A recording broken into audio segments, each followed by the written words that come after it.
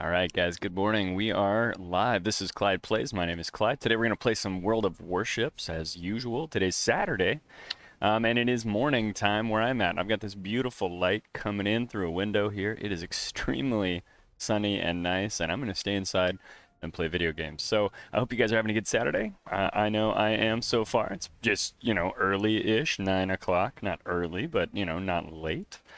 So we are getting going. I do kind of have an up late last night voice, but amazingly, I didn't actually stay up late. I just did a lot of talking yesterday. So a little bit of that.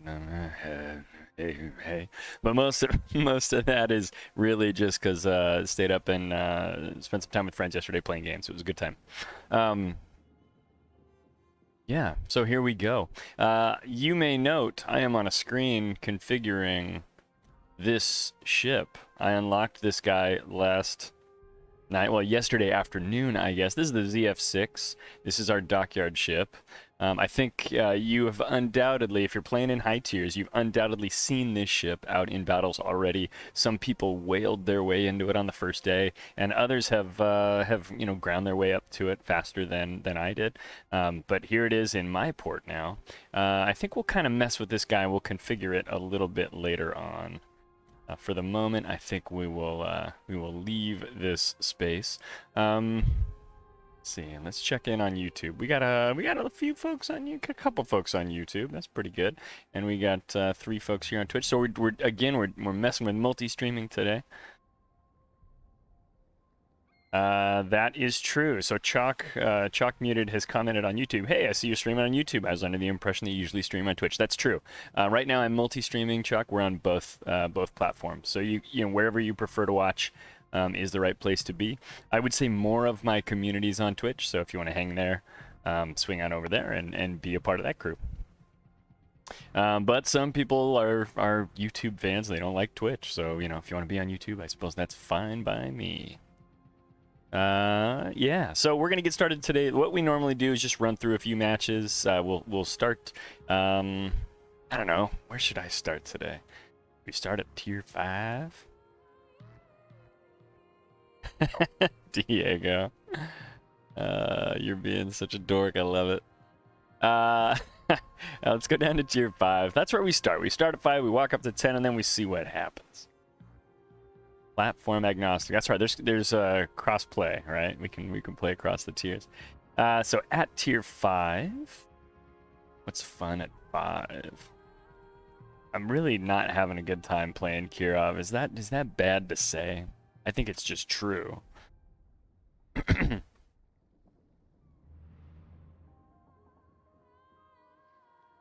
Yeah, no worries, Chuck. I'm glad to have you here on stream though. That's fun. That's fun stuff. For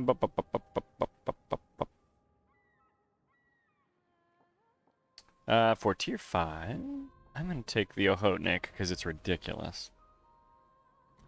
Get a 21-point captain on there. Skata is online. Let's grab Skata. Figured he would be. It's Saturday morning. This is one of our things that we do. What do you want to pair with Ohotnik? Now that's a big question. What pairs nicely with this absurd hot dog boat? It's just so long. Ohotnik is great. It's got 2 camouflages. So if you're not familiar with Ohotnik, let me talk about this briefly. This is there was a real Russian destroyer Ohotnik. It did not look like this, based on my limited research. But this boat has 2 guns up front. 1, 2, 3, 4 torpedo launchers in the middle, and 5 guns out back. This boat's been out for a long time. Maybe you already know this. If so, you're very smart. Shut up. But so buckets and buckets of guns and stuff like that. And actually, the guns are the most impressive part of the Ohotnik armament. People talk about the torpedoes, and they're fun because you can launch like 12 torpedoes at tier 5. They go 4.5 kilometers. But really, the main armament of this thing is these 130 millimeter guns. You get 7 single barrel boys. Let's see if I can go out and put those things to good use this morning. There's no guarantee. As we've learned on Tuesday's stream, in the first 2 matches, I can get skunked immediately, and that happens to everybody. But it seems like it definitely happens to me. But yeah, so we'll get out there. We'll see what we can do with Ohotnik. Should be a good time had by all. And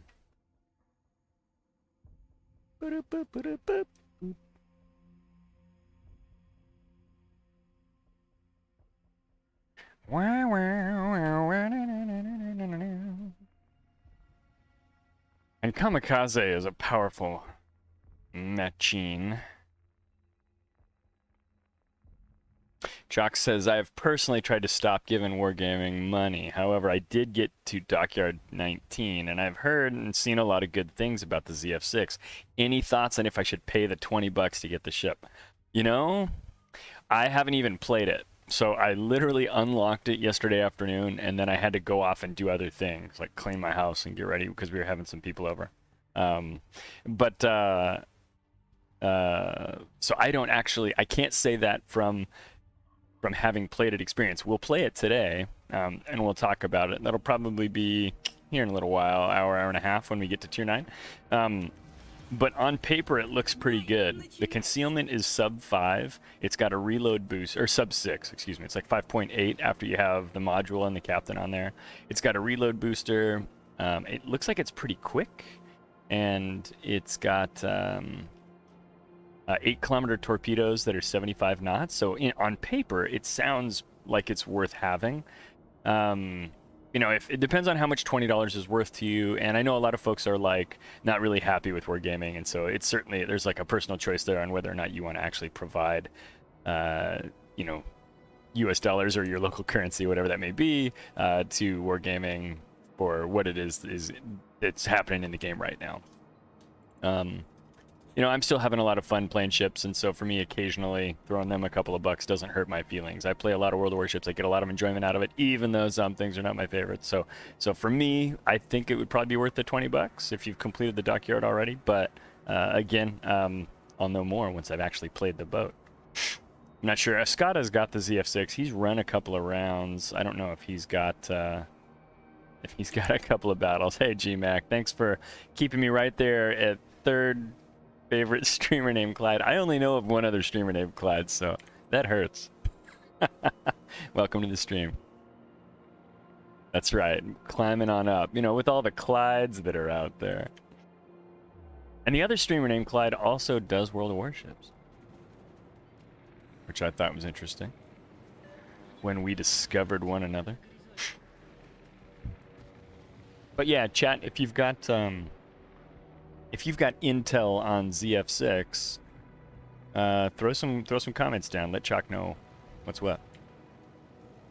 If you think it's worth getting or not for $20. I am so spotted. Oh no, I hit my turbo booster. That was absolutely a misclick. Potato play right there. I have APs loaded. I must have been shooting an Omaha last time. So look at 7 overpens on the Jag. On that guy who's a total jag. I lived in Pennsylvania for a short time, and people over there call people jags. Well, why is it a steal, GMAC? Why is the ZF6 worth getting? I need reasons. This subjective opinion. Look at that, 2100. Boom. I pop this Grof's Bay next. I mean, don't get me wrong. I think I agree and rattled off a couple of reasons. But again, I'm looking at, you know, the ship on paper. Yeah, I can't really say if it's fun with any genuine evidence. If the Grof's Bay would give me a broadside, I bet you I could get little shitty Ohotnik citadels on him. So we're gonna try it because he's about to give me a broadside. Okay, I don't like that. Oh, I should be able to see you. Why oh, he's got me on acoustics. Let's see if we can citadel at Grof's Bay with these 130s. We can't? Maybe we can try again. Can we try again? Get off my junk with your spotting me. Nope, it's not happening.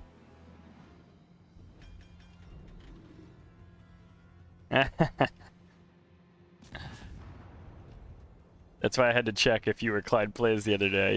Yeah, Chalk left me a mysterious comment on a video yesterday to try to make sure I was the right one.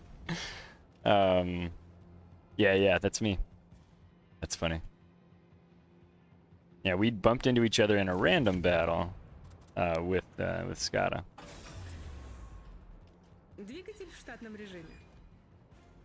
So 41 hits for about 11,000 damage. Ohotnik and I, we're friends, sort of. I'm actually bad at Ohotnik. My win rate in this boat's about 4% lower than my overall. So it's not actually a boat that always works for me, but my damage is green. It's 30,000, my average. So, you know, we can tend to dish it up here, but we do need to turn that damage into wins, right? Just getting damage doesn't mean that a boat is any good, or that it's doing you any good, or that it's fun. We want to try to win matches. That is very much what this is about. I think that for us means getting off this edge, maybe killing this Jag and then moving along. The Jag. Anybody here watch Top Gear? Don't worry, darling, we'll take the Jag. I don't even play this game, says Eric B, but I like the stream. Well, Eric, that's great. If you decide you want to play the game someday, by all means, we would welcome you into the World of Warships community. Thousands of gamers shooting each other with boats. But by all means, you may continue to enjoy yourself as a spectator. That is absolutely encouraged. GMAC gives us some reasons why the ZF6 is good. He said guns are over the top. AA, torps, and mobility are good. The downside is speed, and it prints credits. So if those are valuable things to watch me steal this keel. I'm gonna keel this steel. Steal the keel. Can't say words this morning. Those are probably pretty good reasons. I have not yet looked at the speed, and speed is super important to me with destroyers. Shoot, guys. That aeroplan. This thing does not have good AA. BT dubs. So if you're looking for the Ohotnik to really change your AA game, it's not gonna. Ranger's coming around for a triple drop. Why don't we just let him? Says Wargaming. I left my AA on. He's gonna get me. Oh, he's not gonna get me. Okay. Eric, that's right. You're playing Legends. Okay. You know, there's a few folks who pop in here and hang out who play Legends, but they watch PC streams and stuff. I've had that happen a few times, so it's all good. I watched a stream or two with some folks who play Legends on stream as well. And it looks like an interesting game. I don't know that I need to play two kinds of World of Warships, you know what I mean? I don't want to climb the tech tree twice, that kind of a thing. So for me, I'll probably stick with my PC, but I was relatively impressed with what I saw from Legends. I actually think it looks like, you know, if that's where you started playing, it's probably a perfectly fine game. Oh no. That slowing down was going to be smart. Somebody hit me with the cool jazz. There we go. We dodged it. Okay. I need to have like a hotkey to play some cool jazz music when I'm trying to dodge torpedoes. Oh man, that'd be awesome. Oh yeah, it's a little watered down. Yeah. Yeah, I could see. Oh, the Ranger's attacking me because I'm like in his house. The call is coming from inside the house. I'm in this guy's front yard. Well. Remember we were talking about getting those citadels earlier? I'm gonna take one of these. Ouch. Yeah, we just citadel that guy with HE. Wait till we get the APs in the tubes. Yeah, get moving, jerk. He's gonna come kill me though. I only have 125 hit points. So now it's all Overpens. Overpen City, La Ciudad de los Overpens. Why? Oh, there we go. There, I hit my average damage. That's good, because I'm about to die. We'll follow these shells in. Hey, look at that. One more Citadel just for the road. 35,800 damage for me. Very poor play. I think I was talking to you guys more than I was driving my ship. So I apologize for the spectacle, but you're welcome for the sparkling conversation. Speaking of legends, Chalk says ships are easier to Citadel. No overpens on Citadels there? Question mark. Oh, he's asking. I've only seen some videos, but ships actually blow up when shot at. It seems a lot, or it seems. I think they have overpens, but I don't know. That's a great question for Chalk, or for Eric.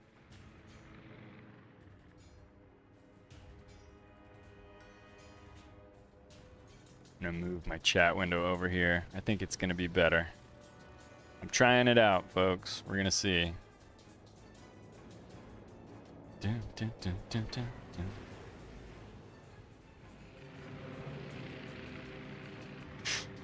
All right, so Scott has got this Kamikaze R. It's a great ship, extremely low detect, decent guns when you're needing to use them. I think waiting for that Graf Spade to be killed is exactly the right call here. He's trying to avoid those airplanes and support the Farragut. I guess maybe he's not really trying to support the Farragut as much as move on towards where the rest of the battle's going to be. We've got a good scrap going on over here in the corner where the enemy is outrunning or outnumbering us quite a bit. Look at our Issei. Look at this brave little toaster over here, who is he's only half a battleship. Let's remember, and he is flying into this Charlie Cap where he will be certainly outnumbered. These must be Issei planes. Nope, those are Ark Royal planes coming over here to attack that Duca d'Aosta. You gonna get the Duca? Nope, he's just low. These guys are running, which is great news, and the Issei probably is aware of this. I actually don't know if this guy's been spotted. So it could be that what he's doing here is actually a pretty smart idea. Just sneaking in here as the guys bail out. And hopefully scooping up just that cap all on its own in Super Destroyer Issei. Yeah, he's going to stop right here in this channel, which could be dangerous. Luckily for him, we know there are exactly 5 ships left in the game. So we've got 1 up here, 1 and 4 down here, and at least up until just this very moment, our aircraft carrier was spotting all those guys in the corner. So Issei is pretty comfortable up here. He doesn't expect he's going to get snuck up on from behind or in front without him knowing it, because we've got good carrier spotting, because the Ark Royal is just keeping those planes dumping on these 5 ships, or 4 ships down here. Now with the Duca in its weakened state like that, it'd be easy for Issei to step out, fire his guns, just sink that ship, and then launch his planes to come around and drop on that Fuso or something. And it looks like maybe that's what he's trying to do. Skada is on his way to get back to the action. This is one of those things that well, often happens when the game splits and it goes across to where there's kind of like a west fight and an east fight. And it's pretty common in World of Warships to kind of have 2 sides, right? You'll often hear people talking about, well, we won our side, but those other guys, I don't know what happened over there. They lost their side. We got rolled, right? And that just caused the whole game. I was having such a good game. They lost their side. That 2 battles thing happens pretty frequently.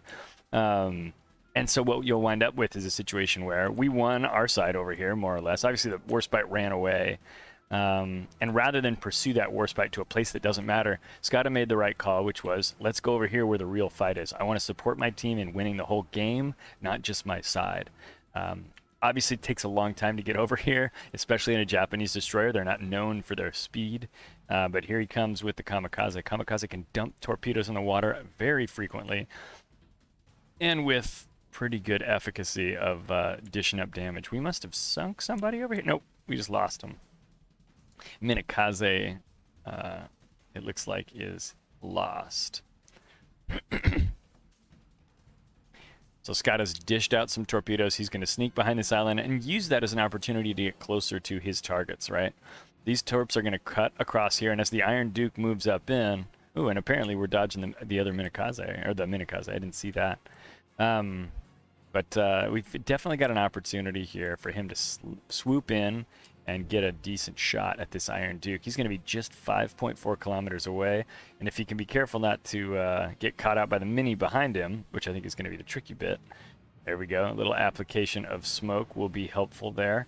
Minakaze is definitely coming for Skada, but Skada's focused on getting those torpedoes delivered to the Iron Duke, and the clock takes away the opportunity for glory. But that's okay. That's the way it goes. sometimes in World Warships. I'll take the victory, and I'm sure Scott will too. 35,800 damage in Ohotnik, 1 kill. Where did I kill? I don't even remember. It's been a little bit. Oh yeah, Jag. I got the Jag. Which is the kill that we stole. We got 1 kill, 78 gun hits, 5 citadels, I think all of which were on the CV. I was trying to get a Graf Spee citadel, but just didn't pan out. Yeah, Scotta doing great. He's up here, 4th slot. That's a great play. Some would say Stolen Valor. I would also say that I was the first one to engage that ship. Come on, now I don't need this kind of sass. I'm gonna roll up to tier 6. As always, guys, if there's some ship that you know we have that you're interested in seeing, maybe, you know, maybe you saw something out there and you're like, hey, I happen to know Scott or Clyde has this ship. We can try to accommodate. Otherwise, we're going to pick ships that are fun for us or that we think are interesting, and roll out with those. This is time when we're leveling our accounts too. So like if I have a tier 6 that I'm leveling and I look at these carriers and go, not today, not on stream. But like, you know, there'll be a time when we're playing those boats as well, a little bit more. I probably should start working those carriers more. Let's see here.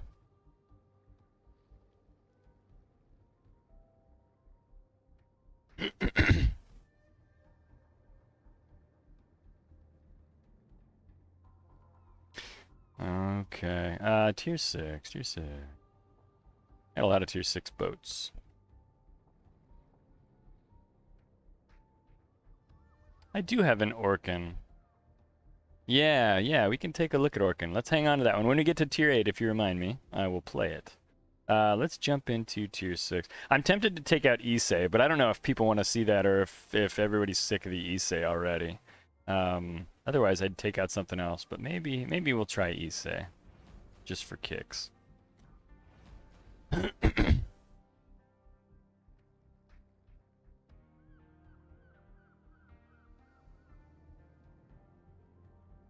Grab my Issei. If you have not yet seen Issei, I do have a video on the YouTube about it, so I'll throw that link into chat. Yeah. So Scotta says, I should turn on naval battles, but I feel like I'm leaving the 300s for our clanmates. Yeah, that's probably not a bad call. Sometimes we have folks come through and they try to sweep those 300s. Oh, that's true. We have tier 6s leaving the game. When do they leave? Is it like this week? Maybe we should play one of those. You're going to play Graf Spee? Wednesday. Yeah, we should... what's the other 3? It's T61, Graf Spee. What's the third one? I know we made a movie about this, or a video about this. You left me T61. All right, yeah, this is a good idea. We should play these ones as they're leaving. Oh, yeah, that's right. Lowenhart is going away, but I don't have that one, so I got to do T61. All German. 3 German ships. Okay. Well, T61, you guys, if you've watched the stream or the YouTube channel at all, you know that T61 is one of my absolute top favorite boats. And again, as Scotta points out, it is leaving the game Wednesday. So if you're interested in a T61 and you don't have one today, now's the time to act. Act now. Well, prices are available. Or don't, right? Again, like we talked earlier about whether or not throwing money at wargaming is something that folks are interested in. And I think obviously that's certainly up to you. And for everybody, you know, $5, $10, $50, $100 is a different number for everybody, depending on your situation. I think T61's a lot of fun. I think it's a fairly affordable ride. And I think it's overpowered for its tier. Like, of all of the boats that are leaving, I recommend this one the easiest. Hey, Dr. Evix, welcome to the stream. We're glad to have you. I took 2 of those pills you gave me. I'm supposed to call you in the morning, Dr. Evix. All right. T61, Tier 6, German destroyer. Let's talk about its basics right now. Let's talk about why. Oh my gosh, bundles for our convenience. See, it's that kind of stuff that makes me annoyed. Let me just make it easier for you guys to bring over the wheelbarrows of money to St. Petersburg. Let Don't worry, just leave the wheelbarrows in the front yard with the rest of the barrels of money. So 4-second gun reload, 1500 damage, 6% fire chance. Pretty basic stuff there. You're looking at a 14-kilometer gun range with my configuration. Now again, I've got a 19-point captain on here that usually rides the Z52. And such. So some of the configuration that's here is based off using that captain, using the modules and things that I've gotten. Needless to say, these numbers are possible. There may be other configurations that people are running that they like better, or if you have questions about how this is running, remind me when we get back to port and we can talk about that. 3,000 damage for the Citadels, or yeah, for the Citadels with the AP, which is incredible, and this boat can actually Citadel some stuff. It's got to be pretty lightly armored, and you got to have a pretty good broadside, pretty flat broadside, but you can do some work with this boat. 8-kilometer torpedoes, 65 knots, which is pretty quick at this tier. And 13,000 damage is pretty decent, especially for German torpedoes. You know, we used to make fun of German torpedoes for being the lightweight torps until the Pan-Euros came along. But now, obviously, Pan-Euros have taken that trophy. They give out the smallest amount of damage, but they do so with a good amount of speed. And so, obviously, and they reload pretty quickly. So the German torpedoes, we kind of forget that they're usually pretty low damage. These ones are okay. 13.7 at tier 6, that's fair. Engine boost, smoke, and acoustics being the party piece, the trick that this boat brings to the party. It's got a 3-4, so 3 for torpedoes, 4 kilometers for ships. So you can use this to smoke up and shoot nearby allies, or charge in on a destroyer, or allies. Smoke up and shoot nearby enemies, or charge into an enemy's smoke and kind of roust them out of there. I kind of took a wider approach here on this alpha than I normally do, because when we popped around the corner with Ohotnik last time, we ended up getting kind of surprised by that the Jaguar and the Jaguar, and the Grafspay. It looks to me like we've got a fairly open situation here. Gaeta is around, and looks like it's probably going to go over here between these islands. I'm expecting them to pop out over there. Nope, I was wrong. Going to use the old slowdown here. And I'm just trying to spot them. I'm going to let, well, now that I'm spotted, I can probably play World of Warships. I didn't really want to get in the mix. Gaeta overshoots me because he didn't expect me to be throwing it quite in reverse. Now Gaeta also has the acoustics. He can do the same trick I can do, and he probably has as good or better acoustics, being a tier, or no, he's the same tier as me, I think. Yeah. Oh, I stepped out of the cap like a fool. Well, I probably needed to do that so I didn't wind up getting torpedoed. GMAX says T61 unbundled is a very good value. I tend to agree. I think T61's a good boat.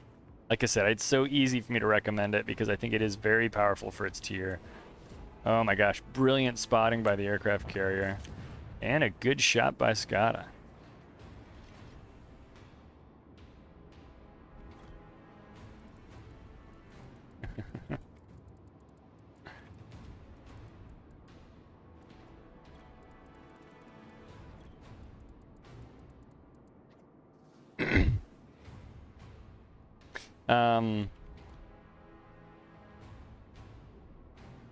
Sorry, I had to comment on a screen name. There's a dude in here whose name is Suicide King, and I'm like, oh, that's great. All right. Yeah. So anyway, great shot by Skada, picking up that kill. Good team play with the carrier. I'm sure the carrier was going for the kill himself, but Skada, you know, taking advantage of that spotting and putting that to good use. Fantastic, right? That's the kind of stuff that you want to see. Obviously, in a something like a competitive play, whether it's ranked or clan battles, clan brawls, or King of the Sea type play, which is again above my pay grade, is a great place to see those kind of plays. But we ought to see that kind of play in randoms as well, and people should be happy about it. Drevik says, "Is the bundle deal good enough or good for everything that comes with it?" That's a good question. I haven't actually seen these bundles. GMAC, do you know if the bundle deal, do you think it's, in your estimation, is it actually a good deal? Or is it like Wargaming just trying to make sure that you give them all of the wheelbarrows of cash? I feel like there are too many boats and airplanes over here for me to be having a good time. So I'm trying to get away from these airplanes and maybe approach this one ship that's all by itself. So Graf Spee has made a mistake.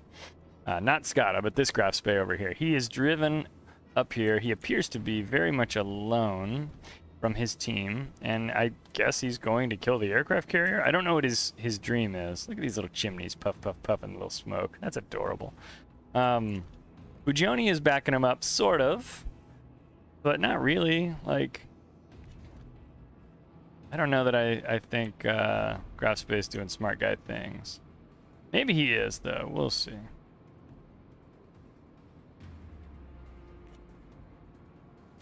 Just send one rack at Bugioni. Wide, very optimistic rack of torps that I don't think is actually going to get anything done, but we'll see. And then I'm going to come back this way and see if we can't help with... yeah, he's driving away. He's not going to get hit by those. See if we can't help with this Graf Spee. I'm doing a lot of spotting and not a lot of shooting, which is kind of anti-T61 for me. This map is not my favorite map for destroyers. I actually don't know that I actually like this map for any ships. Is that do people like this map? Is this a good map in World of Warships? Now I'm curious.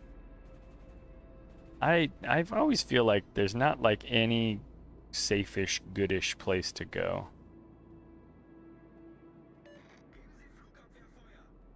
Alright, I'm going to roll back up here into Bravo and challenge that Bugioni. Bugioni is a ship that was literally built to slap destroyers like this one. It has a high rate of fire, 152mm guns with great fire chance. It's got acoustics and terrible short-range torpedoes, which really don't enter the conversation, but I thought I would mention them just to make fun of the Bugioni a little bit. I love the Bugioni. I actually think it's a really good boat. However, it has terrible torpedo. Martin from MI5. Goodbye, Martin. Get away from my caps. I'm going to take it back. All right. Gonna mosey on up here. It's like this weird... Look at how many ships are in Charlie. There's like a light cruiser convention with some battleship presence over there. That is wild. And apparently there's like a traffic jam at the channel there where nobody can get through.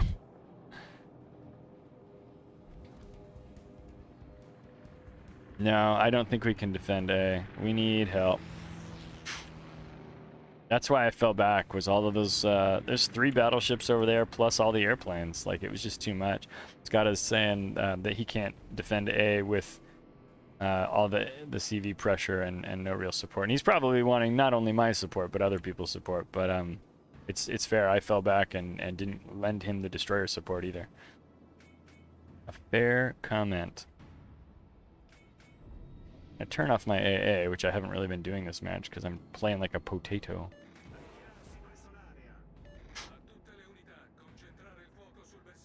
TV's gone in over there. He's going to do a drop on the Alba. That's a tough place to do a drop with the islands all around. He's going to have a hard time hitting, but it looks like he managed it. Good shot. Is Bugioni going to turn? No, he's just going to... I'm just going to be spotted the rest of my life, which might not be that long.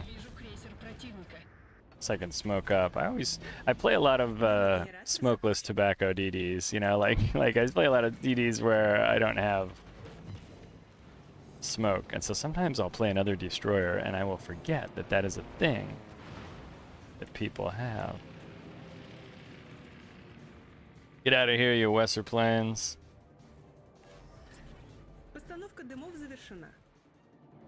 You know what, hotshot? I got guns too. Not as many, and they're not as accurate, and they don't shoot very often. Actually, they shoot pretty quickly. 4 seconds isn't bad. Should have finished this cap by now, but that dirtbag in the carrier spotted me. And that dirtbag in the Bugioni shot me, as we anticipated. So I'm gonna kind of try to get skinny here. Wester's coming in for the torp drop. I'm gonna either be out of the way of these... I don't know if this is gonna happen. Oh, where's my jazz music? Turn off the AA again. Hopefully those planes all get shot down.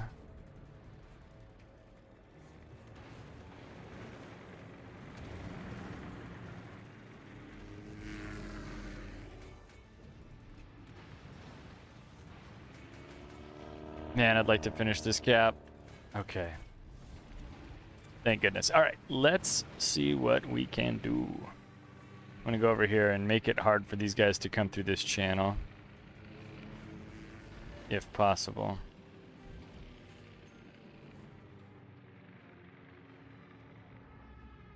Normandy collides with Bugioni.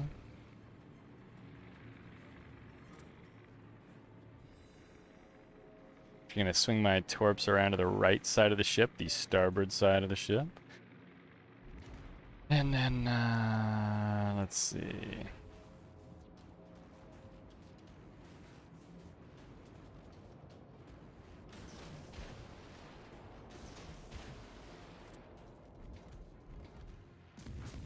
And I'm gonna shoot at Fuso. The reason I shot at Fuso is not because I thought I could hit Fuso. I wanted Normandy to feel safe. Like he didn't have to change course. I don't know if that works, but sometimes I do it. I'll launch torps at one battleship and I'll shoot at another one. And then that guy thinks that I've been fixated on that other ship, right? This is my theory. I don't know. You guys tell me if this would fool you.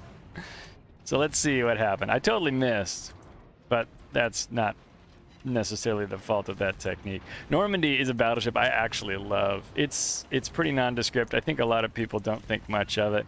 It's got, I think, 3 4-gun turrets. I gotta start getting some damage. I'm playing poorly. Oh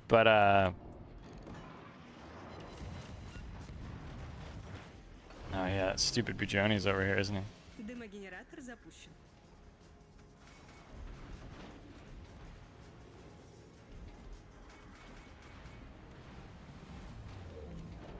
And a Bayern.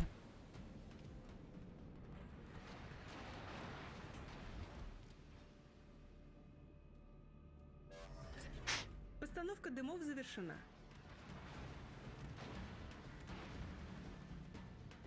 Sorry, it's all tense now.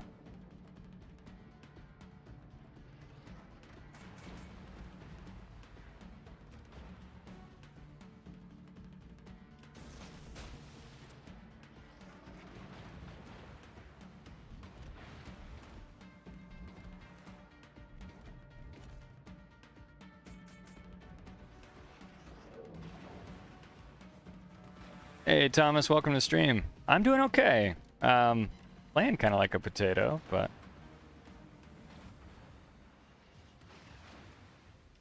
I'm doing all right. How are things in your part of the world? Which is definitely the United Kingdom, as we discussed last stream. I'm running out of smoke there, boys and girls. 3 seconds.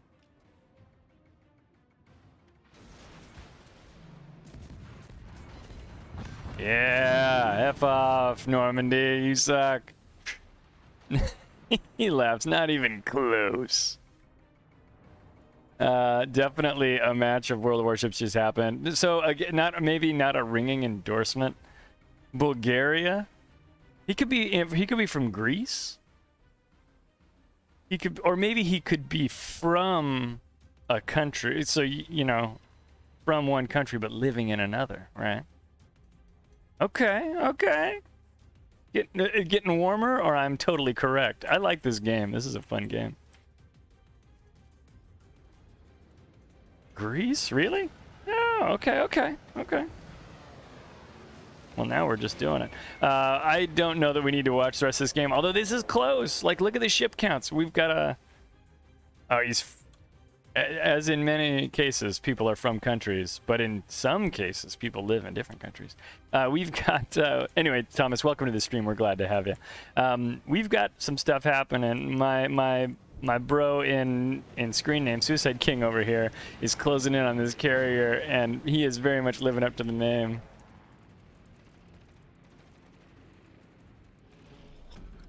Go get him.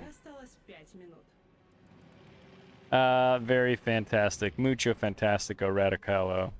I think what we ought to do maybe is bounce out of this match, trust in our teammates to execute the plan for victory, and go maybe talk about the news. Let me see if we can get this ready to roll. And then we'll just do a quick news segment. I want to talk about a couple of things. Scott has sent me a couple of pieces of news this morning, and there's another one that I forgot to find, which I'm hoping I can find. I'll tell you, this World of Warships website is... something about it is just ridiculous.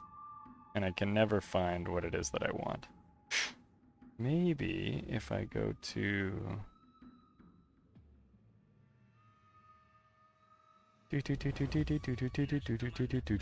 Okay, well, we may not be able to talk about that today. But that's okay, we have some other interesting news. So I'm going to bounce out here for... to the old port. And then we are going to go into news mode. Where's the streaming software? Let's do that.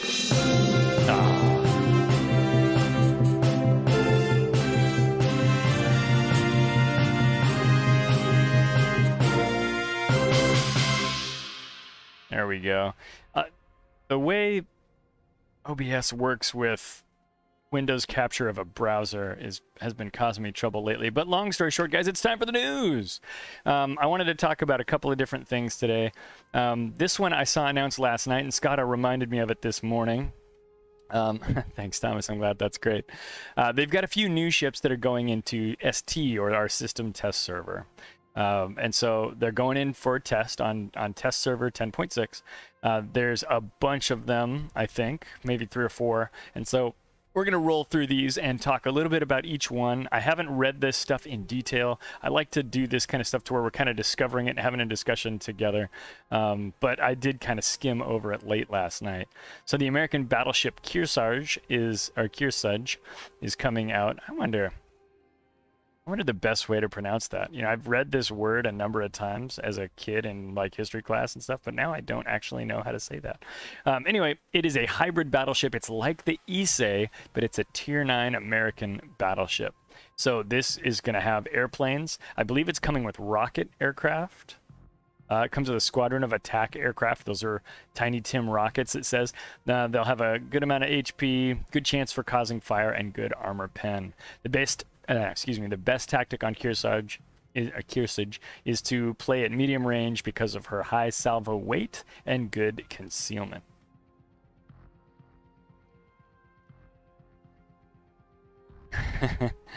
Yeah, got some win rate chatter happening over here. Definitely an uphill slog. I have like almost 8,500 battles in World of Warships. So if I want to go up 1%, I have got some work to do. It takes a long time. And I know people have more battles than that. Some people have less battles than that. We also have the Rochester, which is an American cruiser. We got a picture of it right here. It's an Oregon City class heavy cruiser, which is different from the predecessor. That's the Baltimore, by having more advanced air defenses. Remember when we used to talk about the U.S. cruisers, about how they had advanced air defenses? Well, now we have a cruiser that has even more advanced air defenses. For some reason, we felt the need to improve AA. So this is potentially the kind of thing where people can say that Wargaming's created a problem and now they're selling a solution to it. It's possible, right? Long story short, we're going to have another version that is kind of similar-esque to the Baltimore, and frankly, a lot of the other U.S. cruisers that are good at anti-aircraft. So we'll have another Tier 8 premium U.S. cruiser. It'll have surveillance radar, hydroacoustic search, defensive AA fire, and 203mm guns. So that, to me, sounds a lot like what the Baltimore already is. But I'll be kind of interested to see. I don't know if the Baltimore has acoustics and radar, but this one will, which is cool. So I'll be interested to kind of see what this looks like and what it winds up costing. And Scott has got a great comment in chat. He says, I mean, it's different than the Anchorage and the Wichita. How exactly? Yeah, I mean, we've got a lot of premium and non-premium Tier 8 U.S. cruisers. There's Cleveland, there's Baltimore, Wichita, Anchorage, and now there's going to be Rochester. Tier 8 seems to be kind of a sweet spot for World of Warships. They like to sell, let me raise the picture up so you guys can see it. They like to sell Tier 8 premiums. I think there's probably a good sales figure there because they're cheap enough. And they're worth buying for players, I suppose, because they're high enough tier. Montpelier, there you go. So, I mean, to be fair, the United States made a lot of ships in World War II and the preceding and proceeding years. So there's a lot of boats that you can make and you can build for the U.S. Tech tree because the U.S. is a big country that made a lot of boats. So, I mean, the British had a lot of boats too, So I think over time we're going to wind up seeing a pretty heavy number of ships from those countries. And I think the rest of the world's fleet is going to start to flesh out as well. I mean, we're getting the Dutch cruisers pretty soon. And I think a number of those boats have to be paper boats. I don't know that the Dutch built super huge mega cruisers, but maybe they did. And I'm going to learn something about naval history.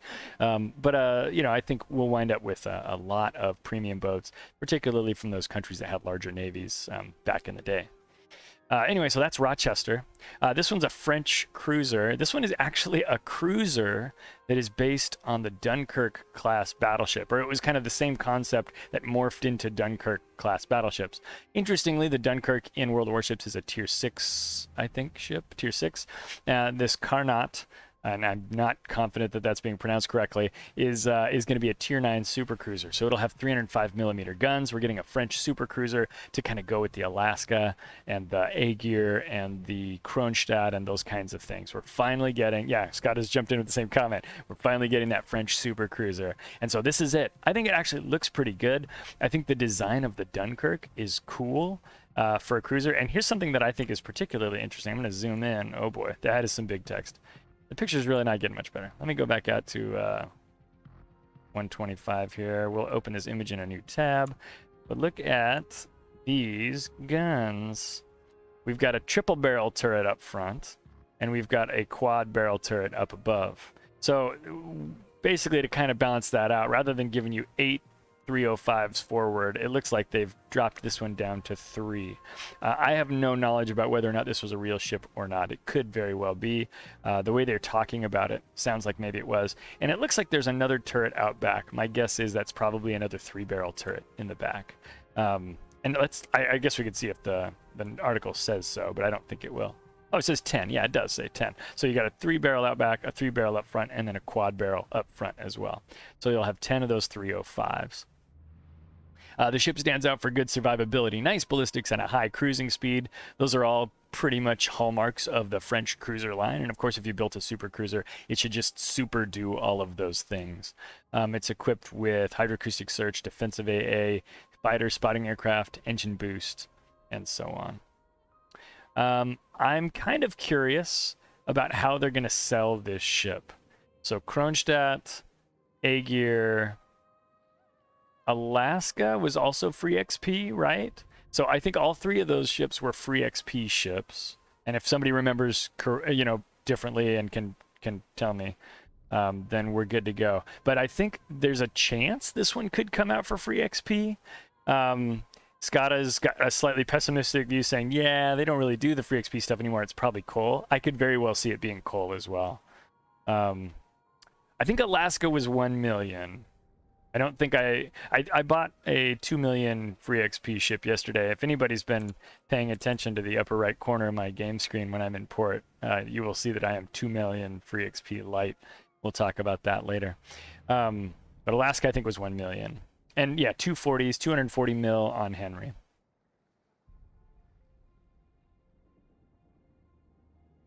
Yeah. Napoli, I think Napoli will be for steel or research points. That's likely. Free XP has not been the currency du jour, the currency of the day for wargaming here for a while. I don't think we've gotten a new free XP ship in a while, although they did announce the copy of the Friesland that's going to be the Dutch version. Which is the only other one we've had in a very long time. To me, that doesn't feel like a new ship. I know Scott is saying it's a new ship, and it is. I guess it's got a new name and probably a new camo, but I don't know. Yeah, and then we played against Napoli this week. I played against Napoli very close range in my Plymouth the other day, and boy, that went well until I ran out of smoke, and then it went extremely poorly. So anyway, that's the Carnot. If somebody can speak French and tell me it's Carnot or something, just let me know, and we'll start saying Carnot. or what have you. So those are some new ships. Kearsarge. So here's, yeah, I thought there was an R in it. Check this out. It says Kearsarge on this. And this says Kearsarge up here. I felt like this was weird, and it is. So it is Kearsarge. Okay. Yeah, I'm feeling much better. Calneux. Yeah, you're probably right. Calneux. Yeah, there we go. We need some folks who spend time in Europe to help me out with my pronunciation of languages that are not the one we borrowed from England. Okay, and I'm sure I'm sure the English would tell me I'm pronouncing their words wrong too. Yeah, Jaguar, just like it's spelled. So there, anyway, we've got our dev blog here. I want to talk about Dutch cruisers. This article I have not even looked at because I was getting a snack instead of reading the news this morning. Early access to Dutch cruisers is coming up. This is on the test server again. It is going to have the Dutch 4 through 9 cruisers right in the spotlight. And we're going to get a port for it, Rotterdam. I think it's a misprint. Hang on. We can just find out, you know?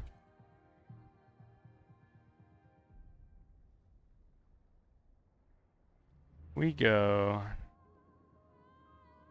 to the internet. You guys you're hanging with me. We're doing it.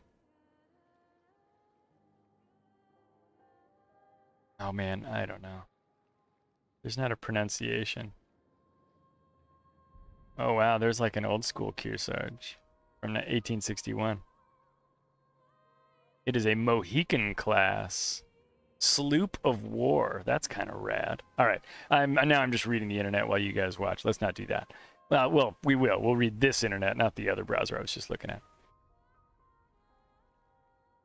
Amsterdam ports looks nice.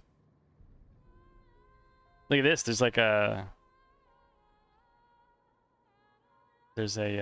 cruise ship here. Oh man, look at this. There's like a train and stuff. Yeah, I think you're probably right, Thomas. Look at this thing. Oh wow, these look like Coast Guard ships. If that orange was red, that looks kind of like like a U.S. Coast Guard ship. They're bright white. Look at that thing. It's beautiful. I am going to absolutely screw up all of these Dutch pronunciations. So Eendracht, Eendracht, I don't know. But this thing looks really, really cool. So check it out. A double barrel over a triple. I imagine there's another triple out back. Take a look at this beauty. This is a tier 7. That looks like a pretty advanced ship for tier 7. This big flat side is high above the water. I think this is going to be a ship you're going to be able to hit. You're going to be able to dish up damage to. That doesn't mean it won't be able to fight back, but that's a big target for folks. You'll probably have a high opportunity for overpens on the upper portion. Eendracht. I'll try that. Thomas here helping us out with the Euro pronunciations. We got Haarlem here. This is the tier 8. Looks like it's getting a little bit lower in profile. Look how tall this ship is. And then look at this thing. It seems lower in profile, which is pretty good. Confirmed Thomasation in Holland. Yes, but he's from Denmark. No, we're just going to keep trying to name countries. Wouldn't it be great if he's like, no, I live in San Marino, but I'm from Luxembourg, 2 countries that no one would ever guess. So we've got this guy here. It looks like a couple of triples here. It's hard to say what's out back for it, but this is a very long boat. It kind of reminiscent of the Italian cruisers. It's got this huge long nose out in front of it. And that tulip and windmill business.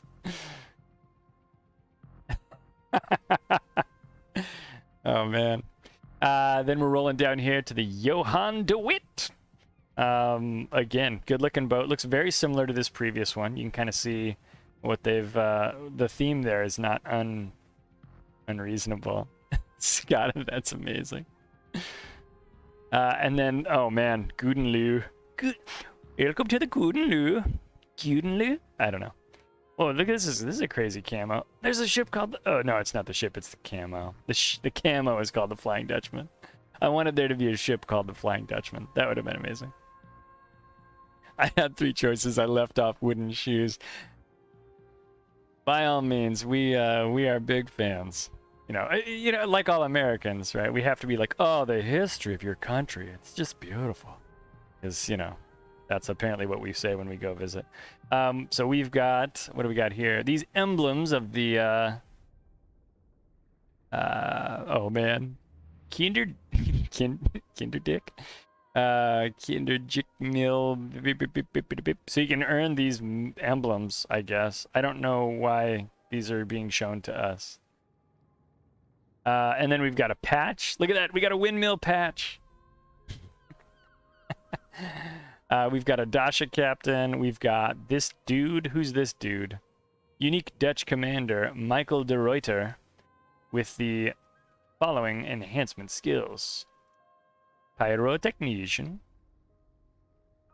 Very cool. Ah, okay. Gotcha. Well, that'll be cool. We got some new special captains. We like special captains on this channel. No, no, no. What is that guy's name? He played R in a James Bond movie, but did a bunch of comedy. Who is that guy? Now it's going to bother me. It's nearly heading his neck. We got Dutch cruisers. They're coming out. They're going to have an airstrike armament. We've talked about this airstrike armament. Ooh, John Paul Jones on the Missouri would be great.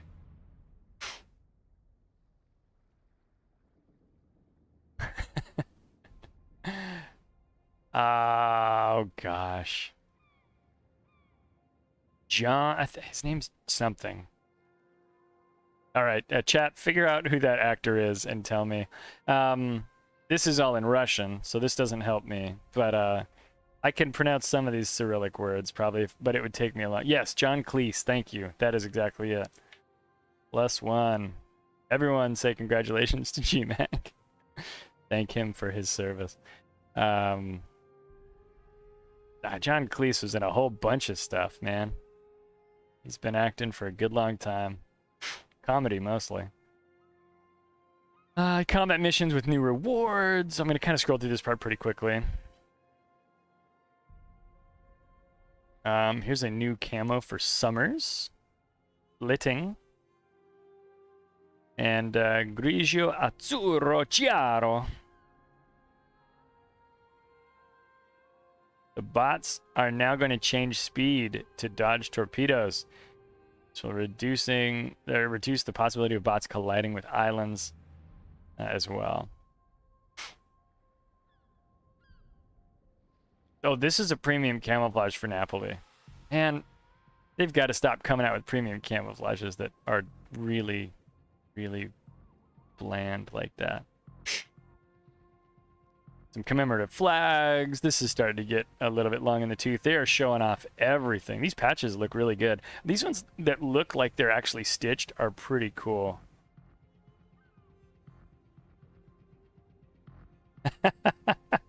Yeah, you got to have a little fun with it, right? I think that's all good.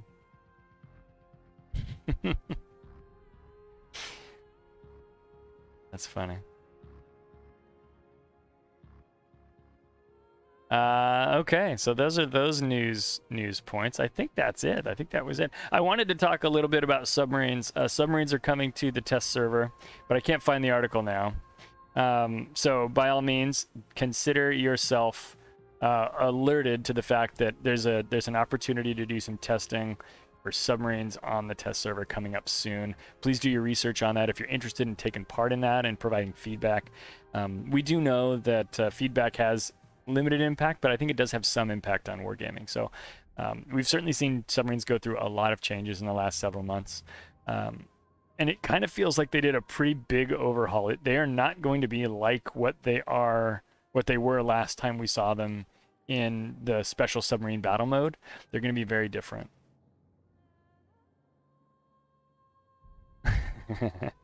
Yeah. So anyway, that's an opportunity, right? If you want to go watch some streamers, or if you want to read up on what's happening with subs, that's happening. So be aware of that. I haven't yet reinstalled the test server, although I've been thinking about it, but I think we'll do this. I think they're going to plug them into ranked, which everyone is freaking out about. So that's the drama right there. We are going to go back to port here. There we go. We've done it. We've managed it. And now we're going to go on to tier 7. Find ourselves a tier 7 battle.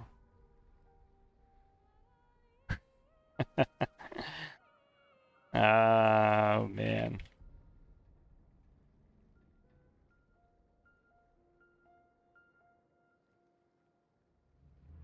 Got a little message here.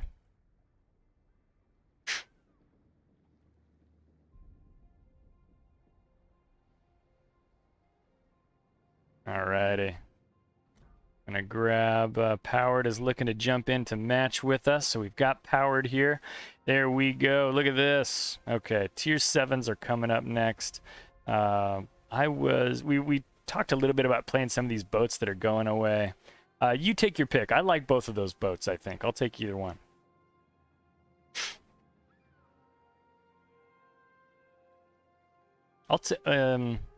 Well, I'll let you pick.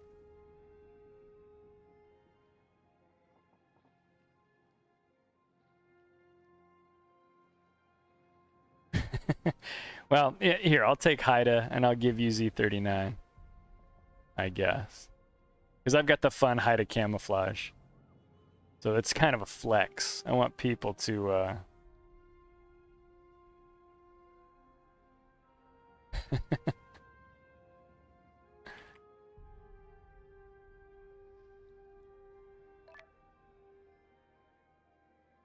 There we go. Howdy, howdy, howdy. Welcome, Dr. Evix. We appreciate you joining us here today in Division. It's just going to increase the odds of me being the first one dead, I think. I think whenever I go out with 3 y'all, I wind up mega dead. You can absolutely try that, Chuck. Although I think you're a better player than the 3 of us in Division, so I'm a little worried about your abilities there. But let's go ahead. We'll go, I'm going to count down from 5. Now remember, there is a stream delay. So you're going to want to, yeah, I guess I can send you a message in here. Oh. Okay. We're going to go 3, 2, 1, battle. We're doing our best here. If you wind up on the other team, Chalk, I would appreciate it if you don't try to murder us by watching the stream, because I think you'll have just a fine time killing us by, you know, normal styles without having a stream that's gonna back you up.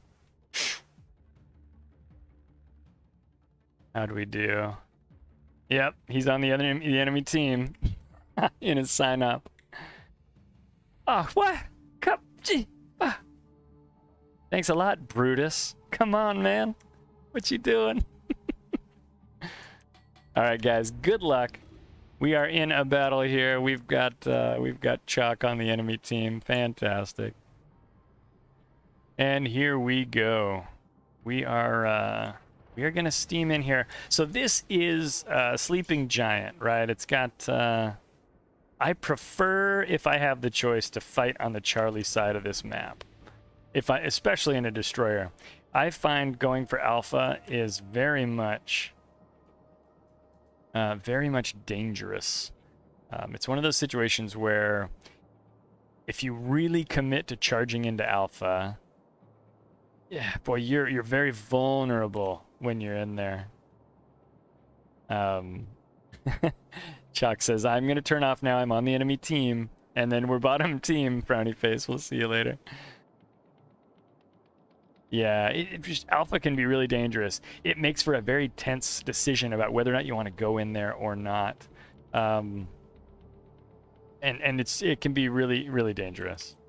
So anyway, long story short, we're going to try to go over here to Charlie. I'm going to support the Kitakaze. Kitakaze is going to need somebody to spot for him. If they can get into smoke and start slinging HE, which is, of course, a very good goal for that platform. So I'm going to try to keep eyes. Yeah, we're not going to be having a great time. We got Jutland, we've got Benham, we've got, you know, well, I guess a lot of these aren't really great anti-DD platforms necessarily, but Lexington, we're going to have a tough day.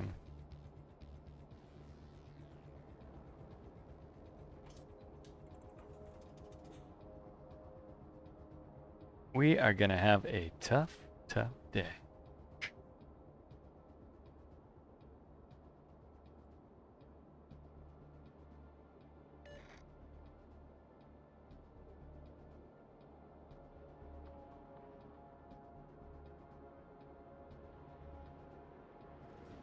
All right, I'm gonna dip a toe into Charlie, and as I do so, my plan, of course, is to basically turn around and leave immediately. Okay, never mind, I'm spotted. I still want to turn around and leave immediately. I am super broadside of that Lex. That guy has half a brain. I'm gonna get dumped. Ow. As promised, I'm going to die. Gah.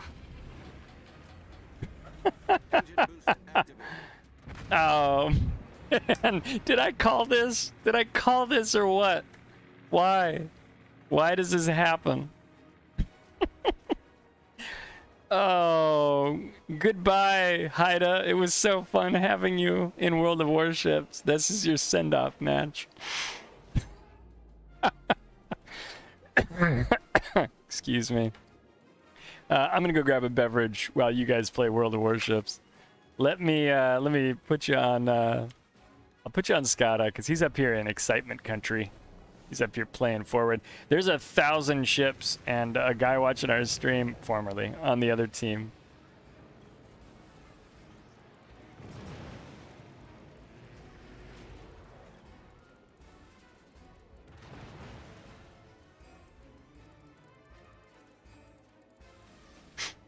Oh, that's too funny. I'll be right back, guys.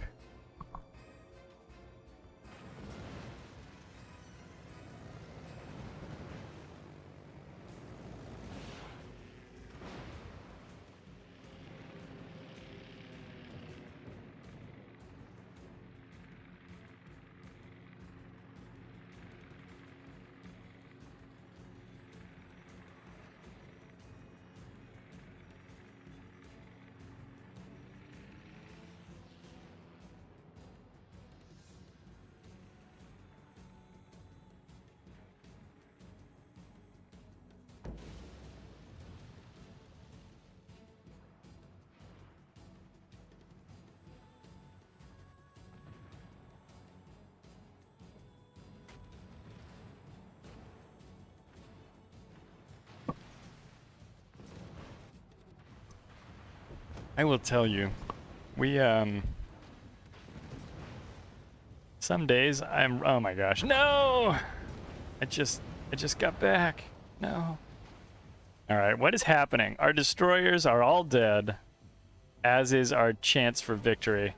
Kitakaze is gonna go down too. Boy, they're just cutting our DDs down. This is Danger City over here. So we are without destroyers. We've taken out one of theirs. Just the Sims B has fallen. This is now going to be a very difficult battle for Team Green.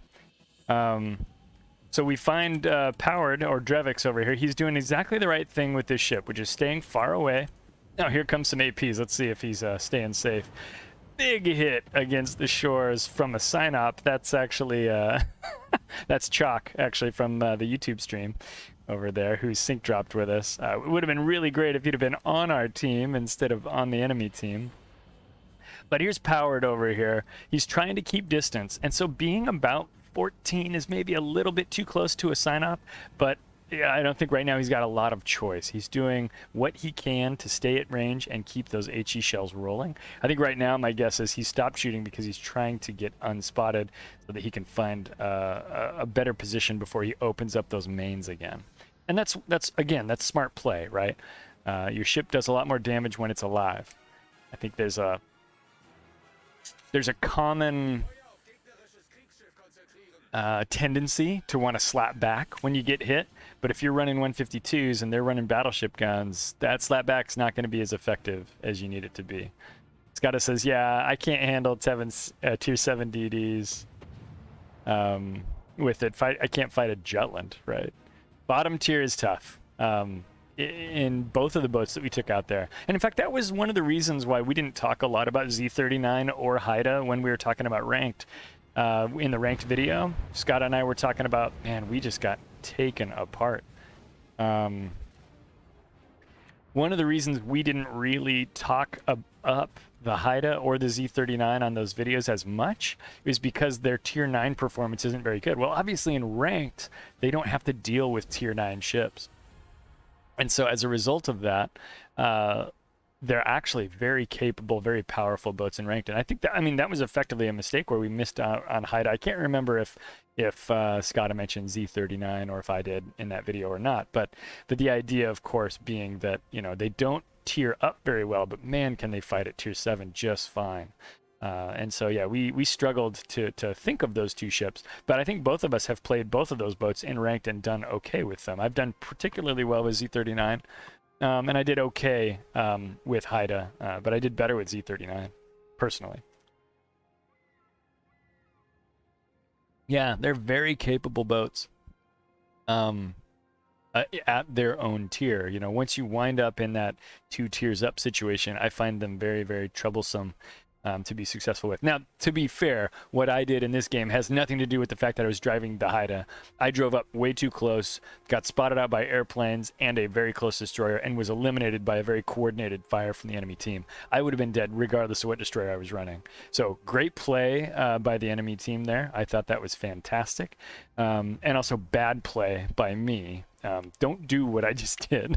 That is a thing that will not show up as a must-do tactic. Oh, yeah, that is good. Thomas is playing against Kitakaze's, or in his Kitakaze against tier 7s. He's having good luck. Good fortune to you. Okay. We did talk about Orkin earlier. Somebody was talking about wanting to see Orkin and talk about its capabilities and specifications. So we can definitely go through that boat. That'll be what I take out for tier 8s. I'm going to close the door to my office here, and then I'll come back. We'll talk about it. Okay. So Orkin, I was lucky enough to get Orkin out of a Christmas box or a super container or something. I think it was a Christmas box. And I do enjoy this boat. I don't have a large number of battles in it, but I think it's a good-looking ship. The camo is a little bland, if I'm being really critical of it, but at the end of the day, it's a premium camo that I think doesn't look stupid. So to me, that's a win. So Orkin has a double turret gun out back, and then 2 double turret guns up front. They look very British in construction. I don't know if this boat actually was built by UK shipping, or if it was an actual some other pan-Euro builder, but it looks like if it was built by another country, it might have been built with the support of the British. That's a really common thing that happens in, especially with heavy military equipment like ships or tanks and things, is countries will work together to construct stuff because one country might have more engineering prowess. And at this time, it was very common for the UK to help other countries build ships. I thought it looked like a Lightning. I just couldn't remember the details. So Scotta says Orkin is a Lightning ship, and I buy that for $1 for sure. Some of the ships that the early tech tree ships of Japan were actually built by or with coordination from the British as well. And so anyway, long story short, not surprised. In this case, you know, if it's actually a Lightning, it might have been built in the UK, or it might have been built somewhere else with supervision and support from the UK. Just kind of the way that military contracting worked back in the day, especially with shipbuilding, because to be able to build a ship is an enormous undertaking that some countries just don't have the facilities, the infrastructure, or the talent pool to do. Shipping engineering is a whole thing. Anyhow, long story short, this is the Orkin. So 1 torpedo launcher in the middle, just a single 4 launcher, it looks like. And I believe it was Chalk who was asking about this boat. And the reason he was asking was, I got radared by it. And yeah, let's go take a look at its equipment.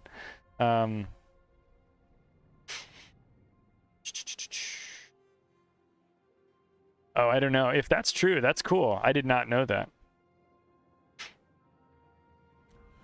No, that's not what I wanted to do. I just wanted to minimize it. So we'll take a look at the equipment here. So the consumables that Orkin has is a turbo booster, an engine boost. It's got a repair party, and it has a surveillance radar consumable. This is the one that surprises people. Very short range. It's only 7.5 kilometers, and it only lasts for 20 seconds. You know, if you kind of compare and contrast this with, say, Z-23. Z-23 is a ship that has a smoke and a engine boost, which is not exactly the same thing Orkin has. It has an engine boost and a armor or a hull repair, but they both have a sensor that lets them see a short distance. The Z-23's is 5 kilometers and it lasts for 1 minute and 40 seconds, whereas the Orkin's is 7.5 kilometers, a little bit bigger, but it only lasts for 20 seconds. I mean, effectively, these two tools are used for the same thing. You're going to use them to spot a destroyer in smoke who's close to you so you can gun them down. I could argue that maybe Z-23's, even though it's a shorter range, is a little bit stronger because it lasts for so much longer.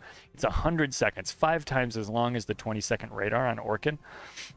But the Orkin lets you be further away. It lets you be in a little bit safer position by way of having additional range from your enemy. That said, 7.5 kilometers is not far enough away for me to feel fully safe. So long story short, Orkin is a cool boat. I've got my Ostergotland captain on board. Orkin might deserve its own captain to try to optimize that radar in some fashion. I don't know if it does. You know, a percentage of 20 seconds if you're trying to extend that thing through a captain perk like this one here, you'd get another 10% of 20 seconds. So your radar would go up to 22 seconds. That may or may not actually be worth it. So it's kind of up to you to kind of concern yourself with that and to kind of consider those as options. But again, I like Orkin.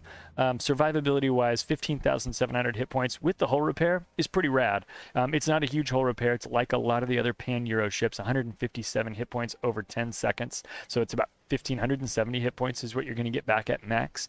And it's going to reload in 80 seconds. 80 seconds is not fast. It's not slow. It's just right in there. It's a pretty normal speed for ships of this tier for these things to reload. Very common in the battleship line. There aren't a ton of tier 8 destroyers that have a hull repair. There is Kiev. We can compare against that. Kiev's hull repair is actually fewer hit points per second, but it lasts for 28 seconds instead of 10. So you're going to get more hit points out of a Kiev repair. And again, that same reload time of 80 seconds. Kiev only has 4 charges, and that's the same that we have on Orkin. So obviously, I think Orkin and Kiev are very different ships. I only compare them specifically for the hull repair, but Kiev is kind of like a tanky destroyer. Orkin is a little bit more sneak around and radar with its 5.9 kilometer detectability.